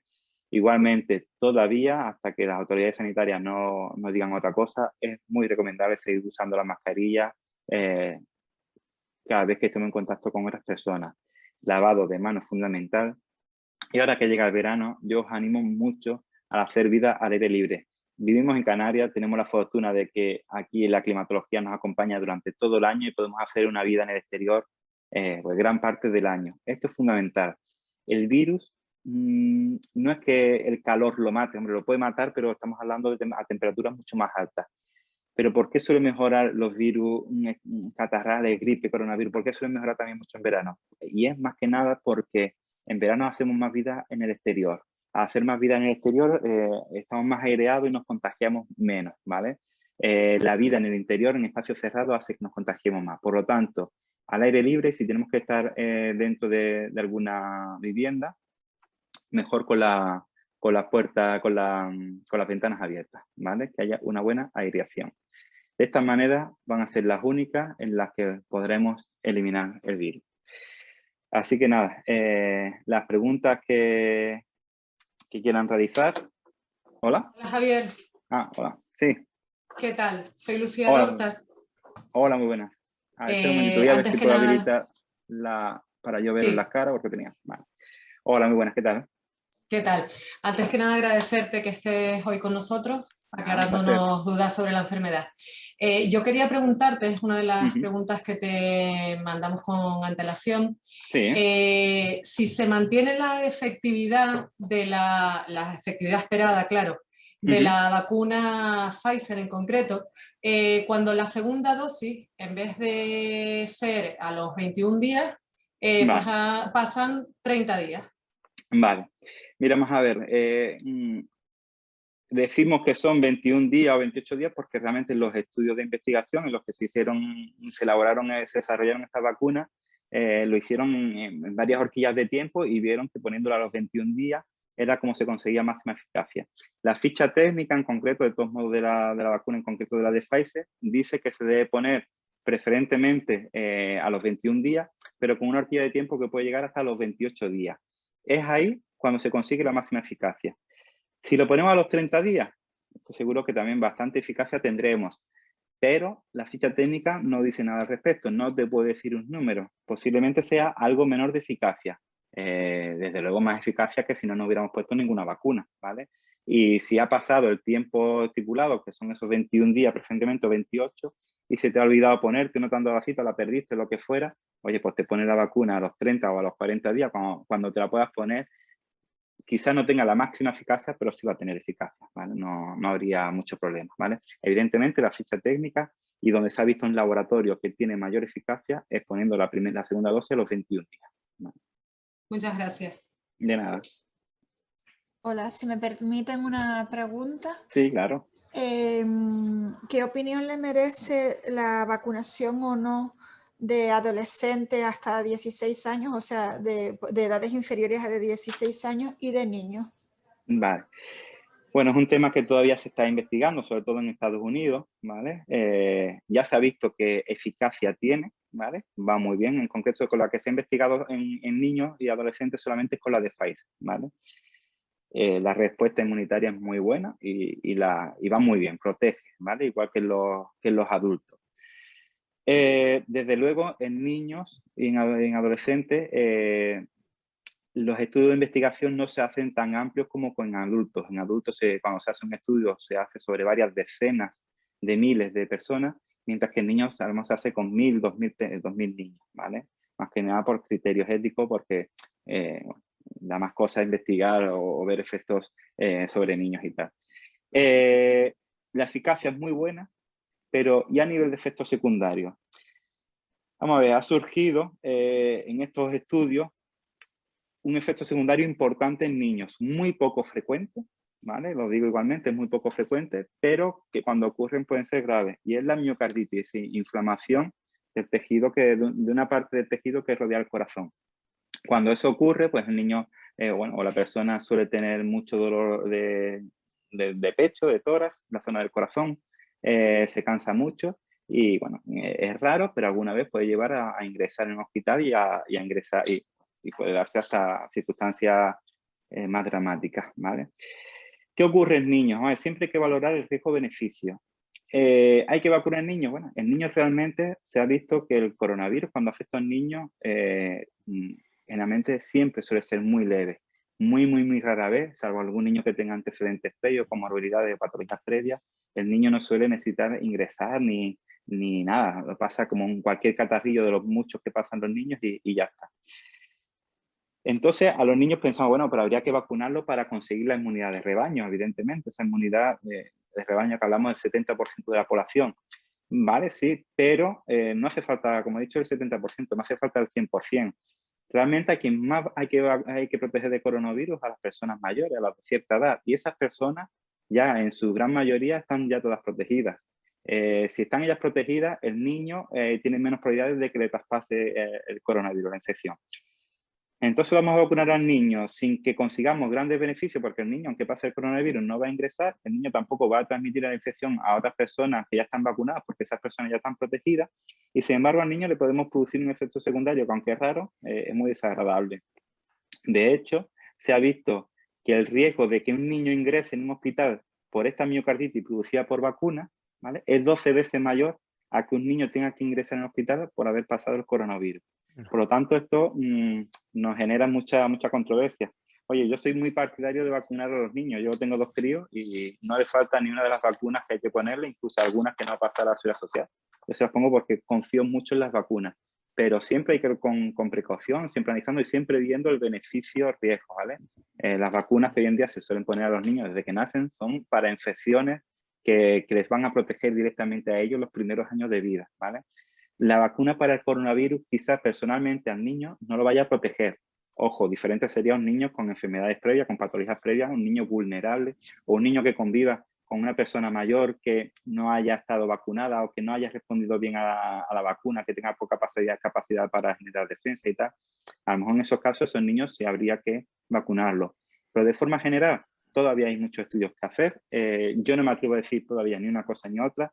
Si me dices que lance mi opinión, yo digo que efecto va a hacer, pero hay que estudiar un poco más ese efecto secundario, esa miocarditis, ¿vale? Porque si ya tenemos vacunada a la gran población, sobre todo a la gente más vulnerable, más susceptible, quizás los niños no es tan necesario. Y a lo mejor esa inmunidad de rebaño no haya que obstinarse y conseguirla con los niños, y sí, a lo mejor con las personas de más de 20, 25 años, quizás ellos sí se tienen que sacrificar porque el riesgo de miocarditis en estas personas va a ser mucho menor que en niños, y con todos estos jóvenes de la forma que conseguiremos inmunidad de rebaño, ¿vale? Yo creo que en niños habrá que ir viendo los estudios que vayan saliendo a lo largo de los distintos meses, pero sí animo mucho a todos aquellos mayores de 18, 20 años en adelante, animo mucho a que ellos tomen conciencia social y aunque gocen de buena salud, aunque a ellos el COVID realmente no les va a afectar mucho, pero deben hacer un esfuerzo. La sociedad les exige este esfuerzo para que todos podamos salir de esta. Perfecto. Javier, preguntan por aquí en el chat a Antonia Venegas con respecto a la famosa vacuna española, si efectivamente se piensa que va a ser más eficaz. Sí, mira, la vacuna española usa mecanismos distintos a los que ya he comentado, ¿vale? Está todavía en desarrollo, ¿vale? Las vacunas, pues para que se han conseguido estar en tiempo tan rápido porque se puso una alta financiación sobre la mesa. Así, no se ha saltado ningún protocolo, ninguna fase del estudio, de ningún estudio, pero como se ha puesto mucho dinero encima de la mesa, por eso se han conseguido vacunas en menos de un año, en tiempo récord que nunca antes se haya visto esto, ¿vale? Con respecto a la vacuna española, pues hombre, la financiación no es tanto como la que ha recibido Pfizer o AstraZeneca y tal, pero aporta muy diferente que no solamente se está probando en España, sino también en otros sitios. No sé si se me escucha porque estoy perdiendo la... Sí, ¿Se me escucha? Sí. Vale, es que lo tenía puesto en auricular y ya se le fueron las pilas. Bueno, cojo el micrófono del portátil. La vacuna española, como decía, usa otros mecanismos. Se introduce a nivel nasal, sería como un spray nasal, ¿vale? Y lo que va a generar, la inmunidad que genera va a ser a través de anticuerpos, pero un anticuerpo diferente a los que dije antes. Los anticuerpos que dije antes son unos anticuerpos que se llaman IgG, que son anticuerpos que están en la sangre, que permanecen a largo plazo, nos protegen a largo plazo. Mientras que la vacuna española sería la aplicación nasal y genera lo que se llama anticuerpos IgA. El anticuerpo IgA no está tanto en la sangre, sino que está en las mucosas de las vías respiratorias altas, sobre todo nariz, garganta y tal. Y entonces lo que va a impedir más que nada es que el virus, una vez llegado a nuestra nariz o a la boca, que es por donde entra generalmente el virus, esa inmunoglobulina, esos anticuerpos impiden que el virus pase desde ahí hasta nuestro torrente sanguíneo y empiece a producir las manifestaciones, ¿vale? Es un mecanismo diferente, parece ser que puede ir bastante bien para impedir incluso infecciones leves. Como hemos dicho antes, las vacunas que hay a día de hoy lo que impiden no tanto la infección, que sí, sino lo que impiden sobre todo es que la infección se agrave, ¿vale? Mientras que la vacuna esta española, lo que va a impedir sobre todo no es que se agrave, sino impide que nos pillemos la infección, aunque sea una infección leve, ¿vale? Y bueno, todavía está pendiente de estudios. Una vez que salga ya al mercado, igualmente habrá que ir viendo, porque una cosa es como los resultados a nivel de laboratorio, a nivel de estudio en un grupo cerrado de pacientes, y otra cosa ya es cuando se lanza a la población general, iremos viendo ya los resultados. Pero bueno, hay ciertas esperanzas y el mecanismo de acción es también muy interesante y la protección parece que también puede ser buena. Irán apareciendo vacunas en lo sucesivo. A la industria farmacéutica le interesa porque ahí hay un buen negocio, evidentemente, y a los gobiernos y a nosotros, la población, nos interesa para proteger nuestra salud, desde luego. Nuestra salud y nuestra economía, porque sin salud no podemos trabajar ni podemos lo que ya aquí sabemos de sobra con respecto al turismo y otros servicios. Perfecto por ese lado, muchas gracias. También preguntaba Enrique Núñez sobre la vacunación en menores de 16 años, que más o menos creo que ha quedado respondido anteriormente. Sí, sí, eficacia tiene, pero ojo, hay que seguir investigando esos posibles efectos secundarios, ¿vale? Los graves. Y Nisamar Chávez preguntaba sobre si hay contraindicación formal para simultanear vacunaciones distintas al COVID, Vale. por ejemplo, pinchar un hepatitis B, una antitetánica al mismo tiempo. Mira, realmente en lo que es el tema de vacuna, inmunidad y tal, siempre se aconseja, porque hay otro tipo de vacuna, aparte de las que hablé, hay, por ejemplo, un tipo de vacunas que se llaman de virus vivos, en la que nosotros metemos no solamente los trocitos del virus que indicaba antes, sino que ponemos el virus entero, y ese virus entero puede ir adormilado, atontado, que es lo que se llama virus vivo atenuado, o también se puede meter el virus muerto al completo. Siempre se recomienda que dos vacunas de virus vivo no se pongan al mismo tiempo, sino que se pongan en momentos diferentes, separadas al menos 2 semanas.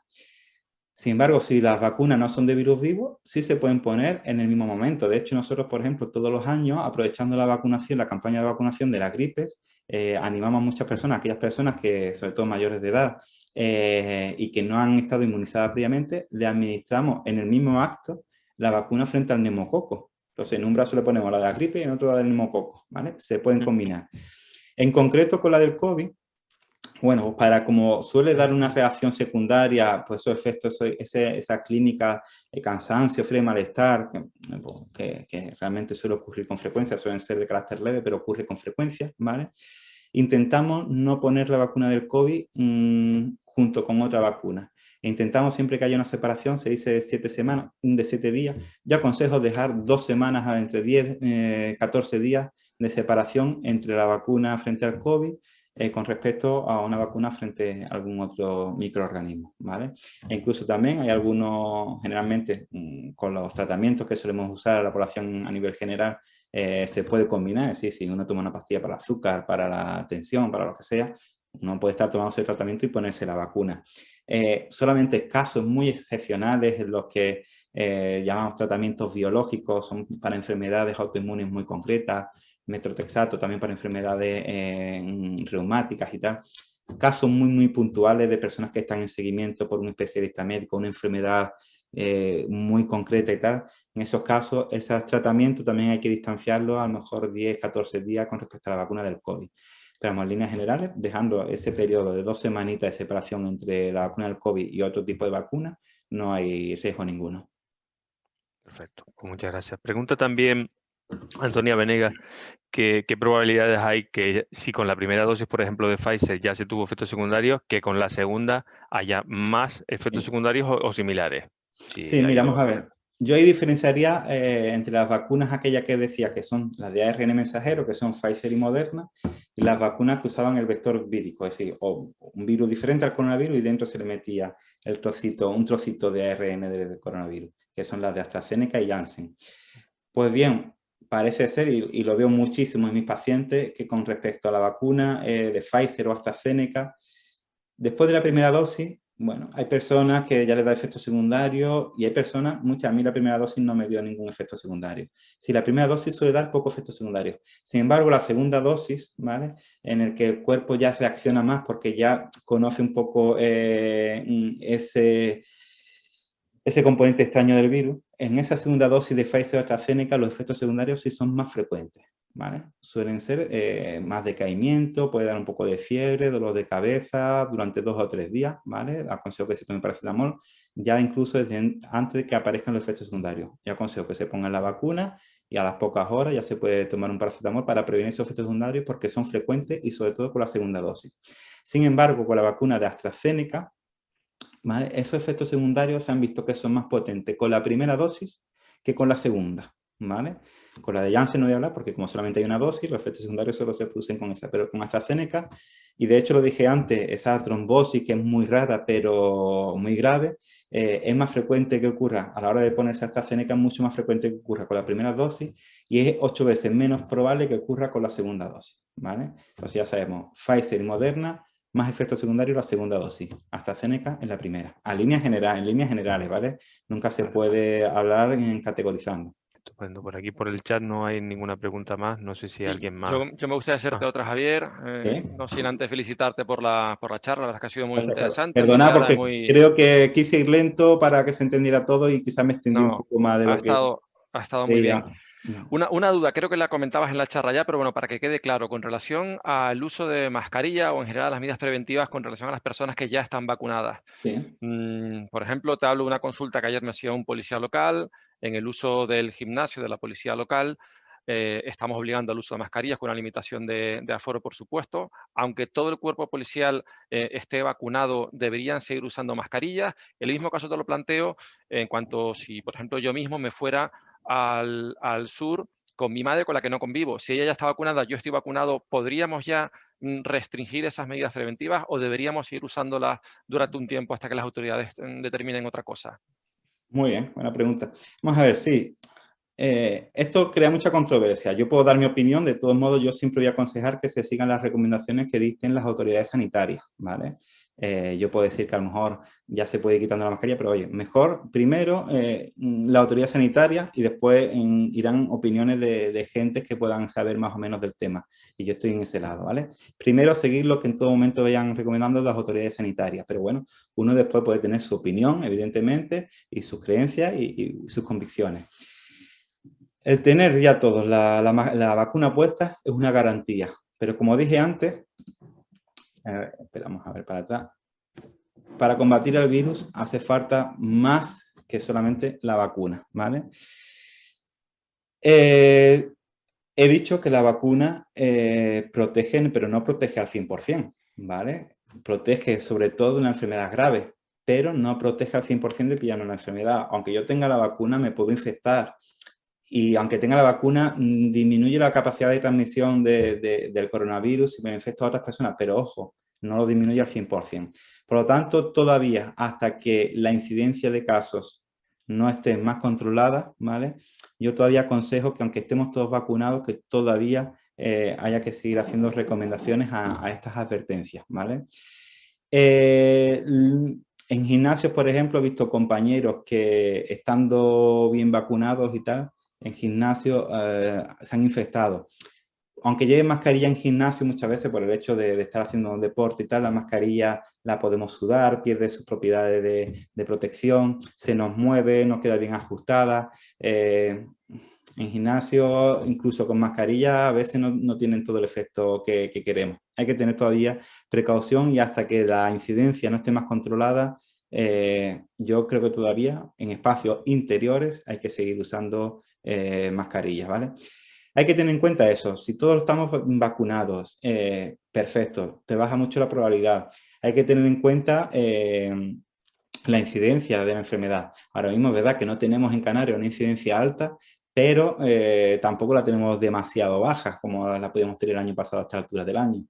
Y hay que tener en cuenta cada persona, si son personas vulnerables o no, porque oye, a lo mejor decimos todo, bueno, no, ya estamos todos vacunados, pero bueno, de esas personas, si hay alguna persona vulnerable porque tenga más edad, porque tenga patologías previas y tal, aunque esté vacunada esa persona, siempre vamos a tener que tener más protección. Imagínate que tú ahora en verano te quieres ir a un piso en la playa con tu madre, con algún familiar, y dice, mira, ya estamos todos vacunados, nos podemos mezclar y estar en un espacio interior sin mascarilla.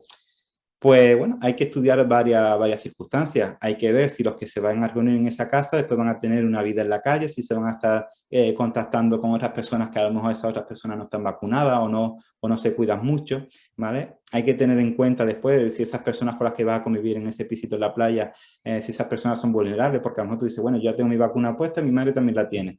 Pero ojo, porque mi madre tiene 80 y pico años y es una mujer obesa que tiene hipertensión y tal.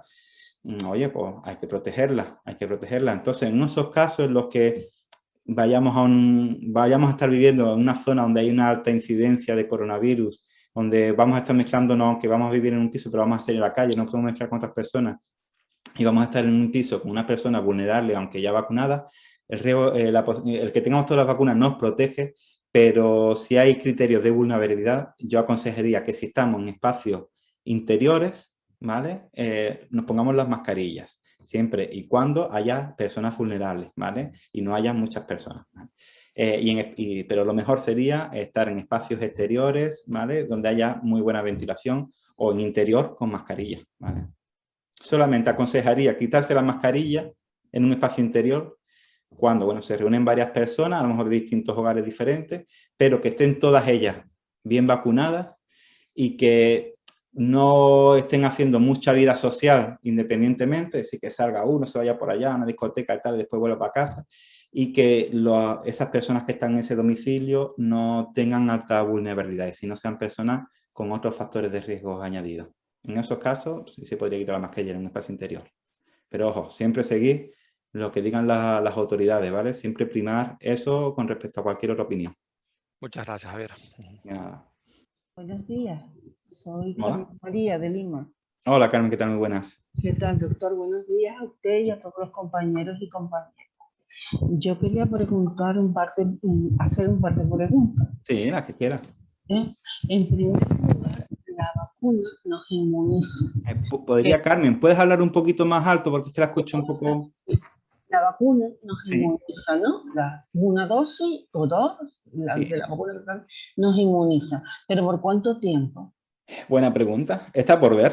Está por ver. Y vamos a ver, la primera dosis sí sabemos cuánto nos inmuniza.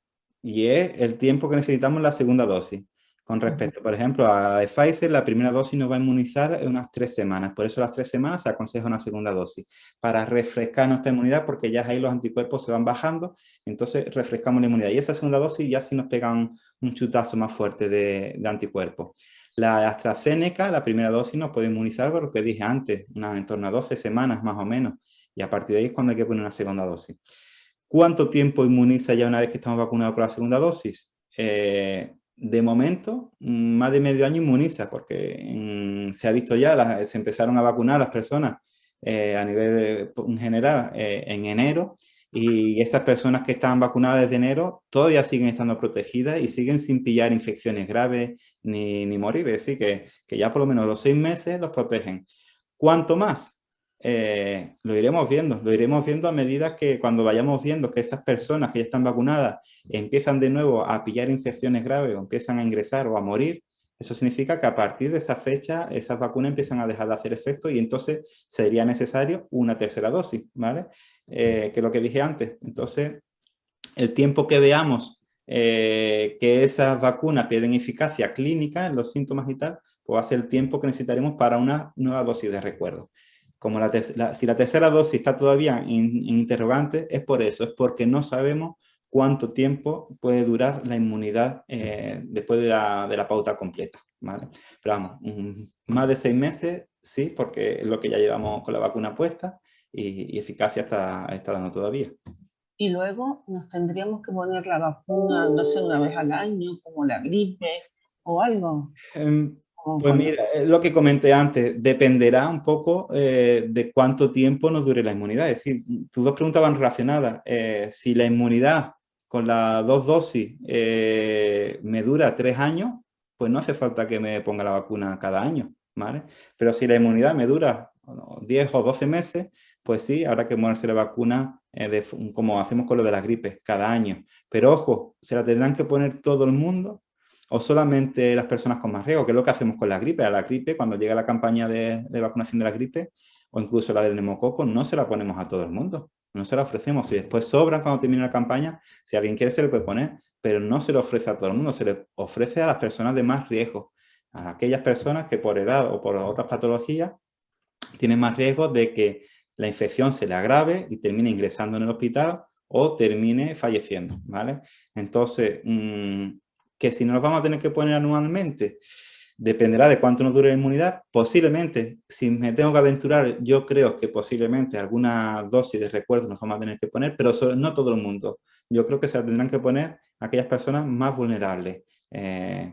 Pacientes de riesgo. Pacientes de riesgo por edad y tal, personas que trabajan con estas personas de riesgo, por ejemplo, personas sanitarias, sociosanitarios, cuidadores, y yo creo que posiblemente sí, pero lo iremos viendo. Eso va a ser el tiempo, más que los distintos estudios que a nivel de laboratorio que se puedan hacer, yo creo que será el tiempo y los criterios de ingreso en hospital y las tasas de mortalidad los que nos vayan diciendo cómo iremos procediendo con una tercera vacuna o una cuarta o una quinta, es decir, una revacunación anual o cada cierto tiempo. Y mire, una última pregunta que no sé si me sabrá explicar bien, que usted se adelantó ya un poco, doctor Rodríguez, pero vamos a ver, con la vacuna conseguimos la inmunidad individual y el hecho de no contagiar a otras personas, ¿no? Pero se dice que no se inhibe, vamos a ver, que la vacuna no inhibe completamente la replicación del virus en la mucosa. Esto lo leí yo en un artículo, ¿no? Cierto. De la vía respiratoria. Eso lo conseguirá la vacuna española esta, la que dije antes, IgA. Porque se está haciendo una investigación en el Centro Nacional de Biotecnología, ¿no? Para desarrollar esta nueva vacuna de administración intranasal, eso sí, que frenaría el contagio del virus, al impedir que, claro, que el virus esté en nuestro sistema respiratorio, ¿no? Claro. Es decir, impediría que el virus atravesara la mucosa, ¿vale? Y pasara a nuestro torrente circulatorio. Pero la vacuna va a llevar un poco de tiempo, ¿no? Esa vacuna. Más que nada porque la financiación que tiene esa vacuna no es la misma que puede tener la de Pfizer, ¿vale? Es decir, que se podría adelantar, que se podría ir más rápido, sí. Hay que poner dinero. Toda esta investigación no es barata, ¿vale? Y genera mucho dinero el que hay que aportar. Y bueno, si se pusiera todavía más financiación, desde luego que se podría tener más vacunas y tal. Pero bueno, vamos a ver, podría ir mejor, pero es que nunca en la vida con respecto a las vacunas se ha ido tan bien como se está haciendo ahora.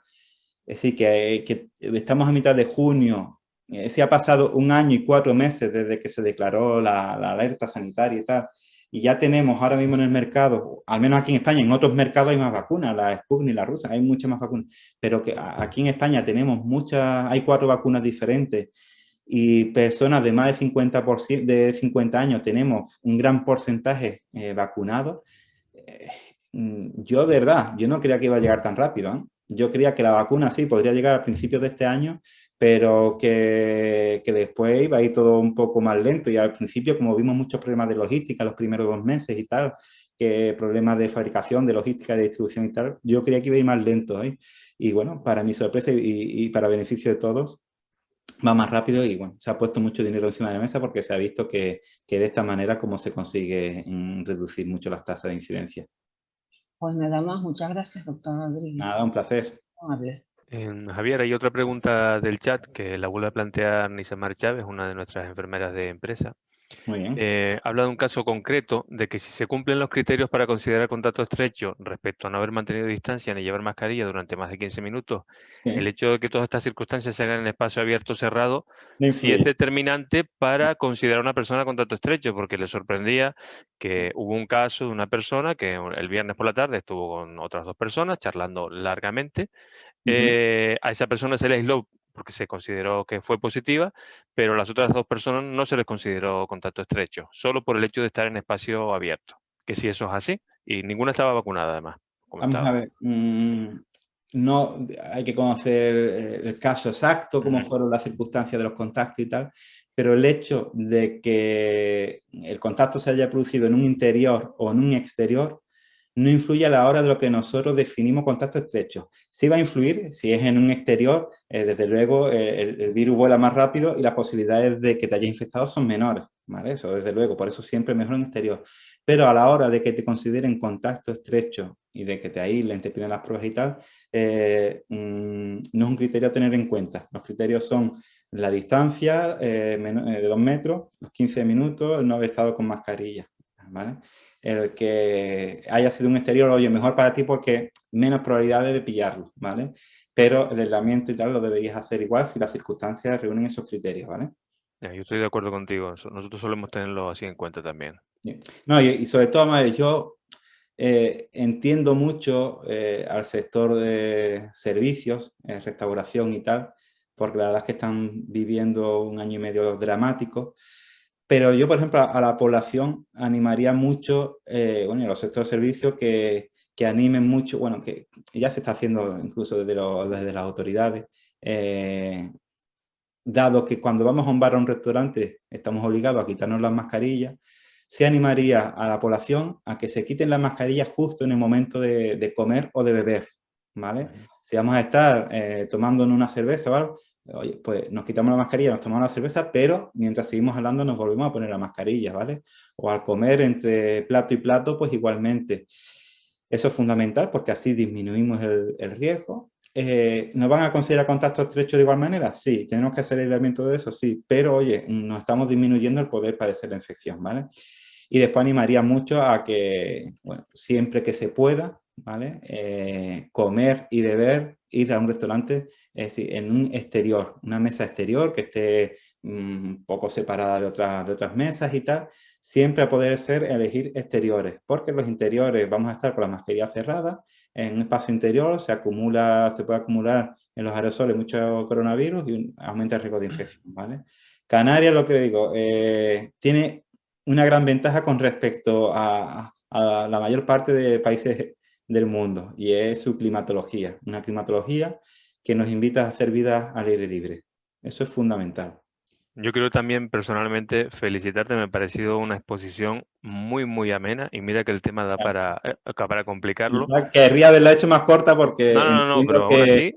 que para el que está de fuera puede cansar también aislamiento, vacunas, tanto... Incluso para nosotros, que supongo que además lo sabemos hasta la saciedad, ha Sí. resultado tremendamente interesante, sobre todo porque ha sintetizado muy bien todo lo más importante. Yo no me imagino que sea... Quedan muchas cosas en el tintero, desde luego, vamos a ver, en una hora no podemos dejar todo aclarado con respecto al coronavirus, habría millones de cosas más que comentar, pero bueno, era un poco...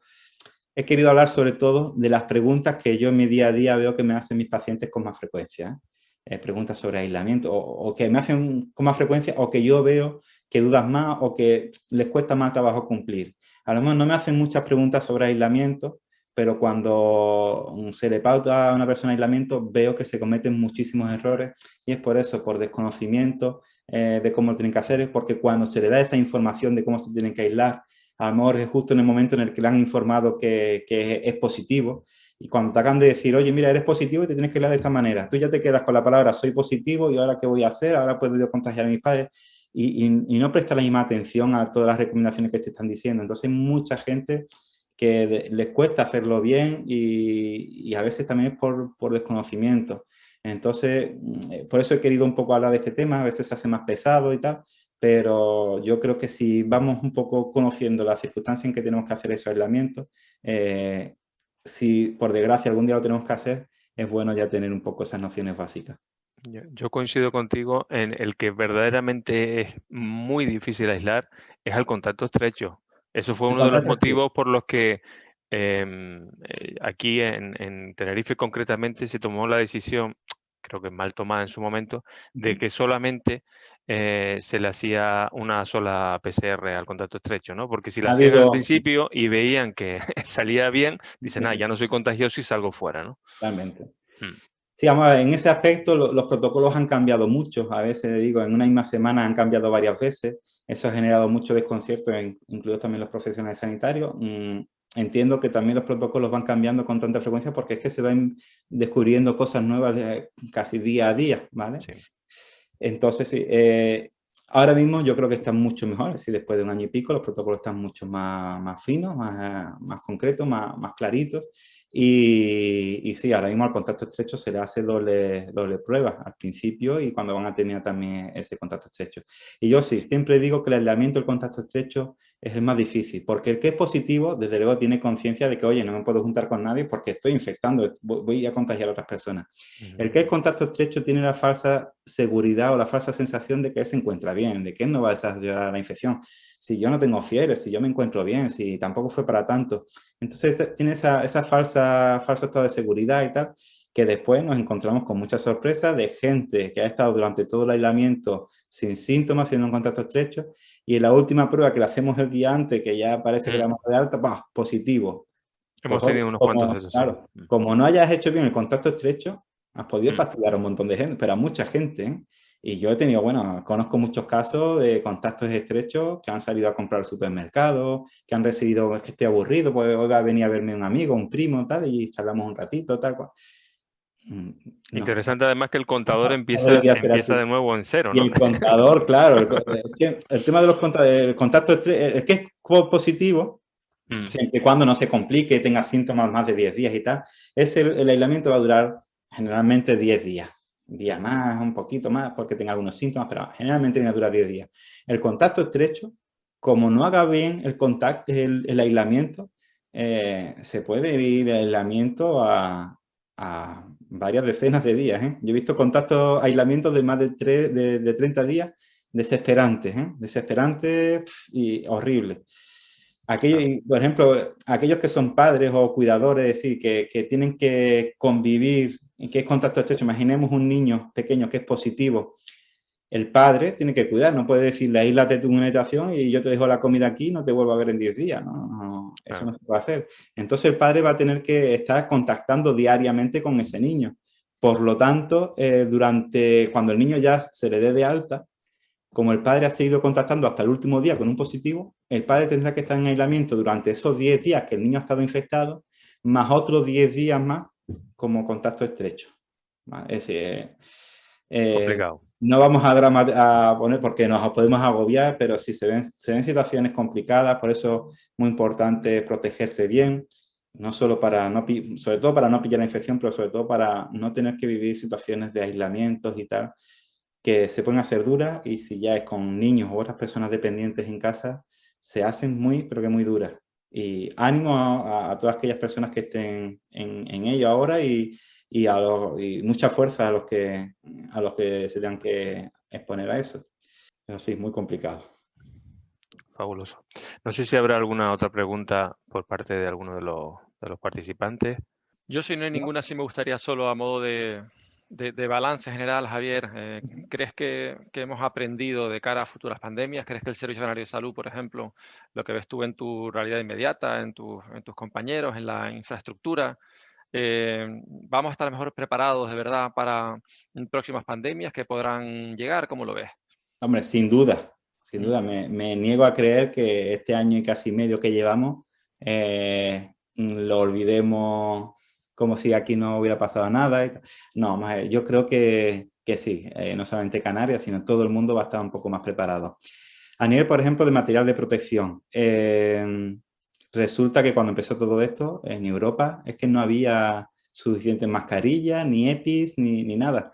Y es que dependíamos básicamente, o para estos materiales dependíamos del continente asiático, sobre todo de China. Y así es verdad que desde entonces, desde que se pudo, se empezó a hacer acopio de mucho material de protección, se están acumulando en naves industriales e incluso se habla ya de crear, de fabricar industrias aquí en Europa, en España y tal, capaces de poder fabricar estos materiales y no tener que depender de terceros países, ¿vale? De forma que seamos autosuficientes. Si en algún momento nos vemos con otra crisis sanitaria de este calibre, no vernos con el pecho descubierto, como estuvimos los primeros meses, ¿vale?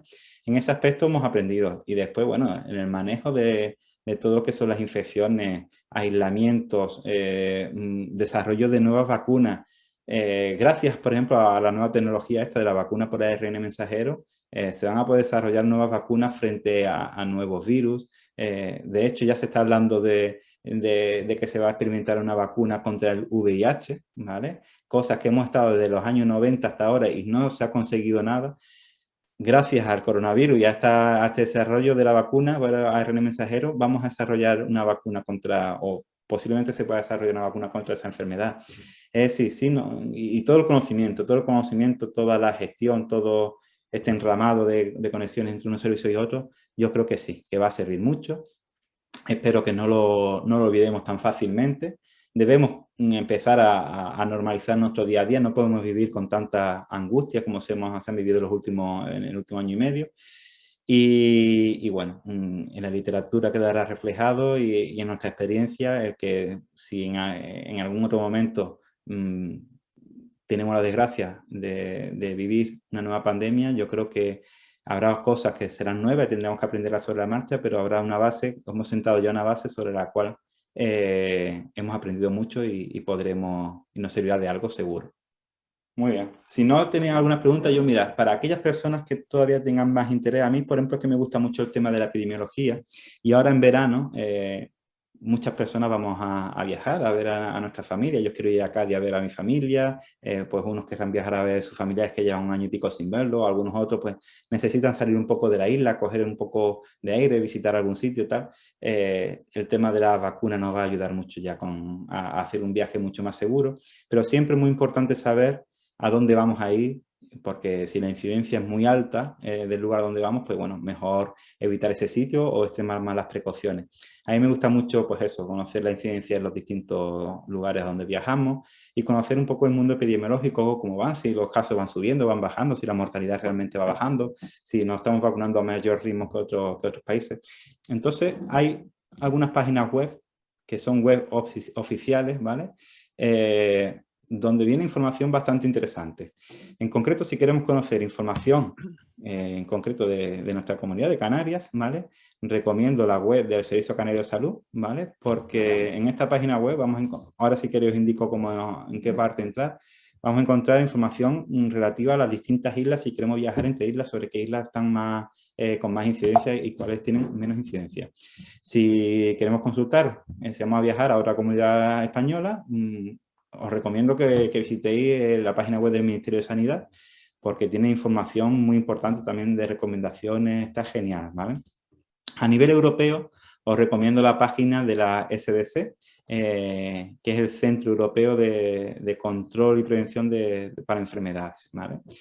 Y a nivel mundial ya no es una página de un organismo oficial, pero es una página muy buena que sirve para analizar datos, no solamente respecto al COVID, sino de otras materias, comparando los distintos países de todo el mundo. Hay una parte que es para el COVID y podemos comparar España con países de todo el mundo con respecto a la velocidad a la que vamos vacunando, el número de casos de pacientes infectados que estamos teniendo, las tasas de mortalidad. Es una página que a mí me encanta. Bien, estas dos últimas están en inglés, pero es un inglés muy sencillito. Si queréis, os enseño acá. Estáis viendo el PowerPoint, el explorador, ¿verdad? Sí. Si queremos ver de Servicio Canario de Salud, ponemos Servicio Canario de la Salud. Entramos a la página principal y aquí, bueno, mira, nos da información para conseguir el certificado. ¿Cómo podemos conseguir el certificado que nos dice que estamos vacunados o para que nos lo van a pedir al aeropuerto si viajamos, ¿vale? Nos enlaza a la página, en esta, por ejemplo, para pedir una cita para vacunas, nos dice que si tenemos más de 45 años llamemos al 012 para que nos den una cita. Y si tenemos menos de 45 años, estas edades pueden ir cambiando a medida que ya se vayan completando la cobertura vacunacional de los distintos grupos, pues podemos ir dejando nuestros datos y ya nos asignarán una cita, ¿vale? Igualmente, déjame ver, a ver, si damos aquí COVID, información sanitaria, ¿vale? Nos van a enlazar, pues eso, a distintas páginas web. A mí me gusta, bueno, aquí viene información sobre las fichas técnicas de las distintas vacunas, si queremos conocer mucho más en profundidad de las distintas vacunas. A mí me gusta mucho esta página de informes epidemiológicos y damos clic al primero. Y aquí, bueno, vienen pequeñitos, pero podemos ir haciendo zoom. Nos va a decir... cada día se actualiza, cada día laboral, ¿vale? Se va actualizando, el último fue del día 13, ¿vale? Nos va a decir cómo estamos de media en Canarias y en las distintas islas, ¿vale? El verdecito es el riesgo mínimo, a más oscuro el riesgo va aumentando. Y aquí vemos la incidencia acumulada en los últimos 7 días, los últimos 14 días. Vemos, por desgracia, que Tenerife es la isla ahora que mayor incidencia tiene, ¿vale? Vemos cómo la ocupación en plantas y en la UBI son menores a lo que si esta misma página lo hubiéramos consultado hace 2 meses, aquí había más cuadritos oscuros, ¿vale? Podemos ver, decimos, pues mira, vamos a ver, La Palma, pues La Palma la verdad es que casi todo está en verdecito, eso significa que una isla que ahora mismo está muy bien controlada y podemos hacer un viaje mucho más seguro que el viaje que haga el palmero viniendo aquí a Tenerife, ¿vale? Bueno, son páginas muy interesantes que nos va a proporcionar una información muy valiosa, ¿vale? Página del Ministerio, me encanta también, Ministerio de Sanidad. Entramos a la página principal, aquí ven la información del coronavirus y bueno, aquí nos viene información también sobre las vacunas, sobre cómo conseguir los certificados de vacunación. Y si nos vamos a situación actual, nos viene mucha información bueno, aquí por ejemplo en datos de vacunación nos dice cómo va el ritmo de vacunación en las diferentes comunidades autónomas, los informes, estas actualizaciones son diarias y nos dice cómo va el número de casos de fallecimientos, no hace una evolutiva desde que empezó todo, tanto en España como en otros países europeos o del resto del mundo. Y también, por ejemplo, me encanta, donde pone actualización semanal, todas las semanas se va actualizando y aquí también nos dice un poco el riesgo que hay en las distintas comunidades o incluso en cada provincia. Entonces, si decimos, bueno, pues yo quiero ir, está la fecha actualizada, quiero ir, pues, por ejemplo, a Cádiz. Yo quiero ir a Cádiz a ver a mi familia. Pues, oye, estoy viendo que el nivel de alerta es una alerta 1. Esto es un nivel promedio teniendo en cuenta varios parámetros, ¿vale? Pues, oye, puedo ir a Cádiz con más tranquilidad que si voy, por ejemplo, a La Rioja, ¿vale? Incluso si quiero ver esto por comunidades, vamos para abajo aquí con todos los datos detallados. Por provincia, ¿en qué provincia en los últimos días tienen más casos? Pues bueno, donde más casos está viendo en Huelva, ¿vale?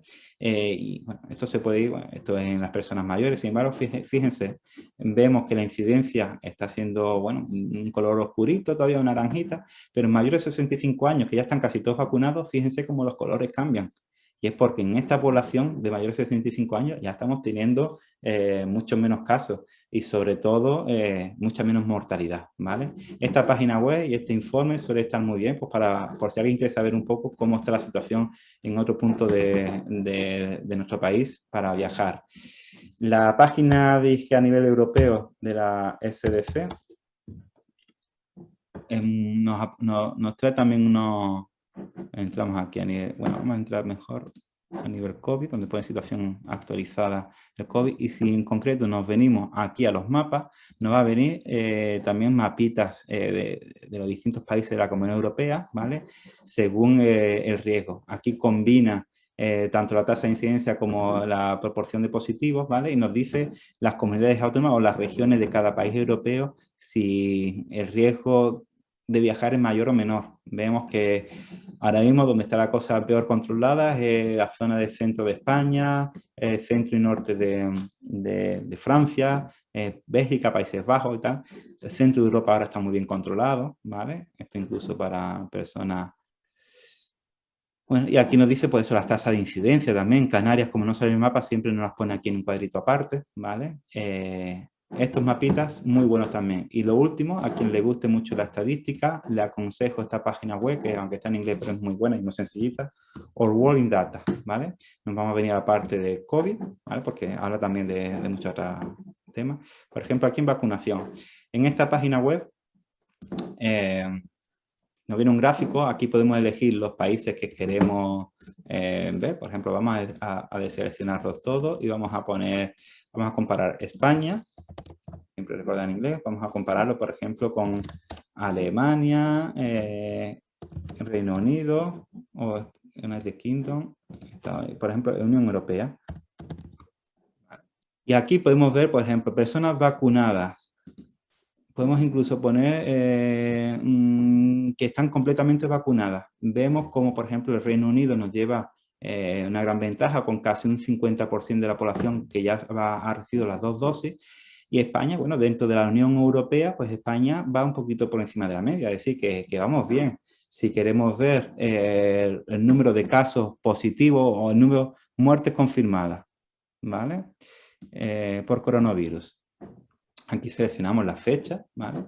Y estamos comparando, bueno, esto es acumulativo, sí.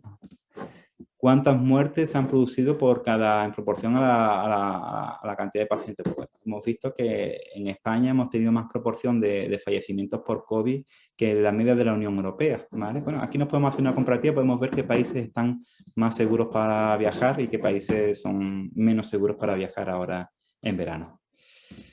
Si tienen alguna pregunta más. Sí, darle las gracias a todos por la participación y por supuesto a Javier por su inestimable charla, que yo creo que ha estado genial, ¿eh? Gracias a ustedes por el ofrecimiento que me hiciste y para mí ha sido un placer.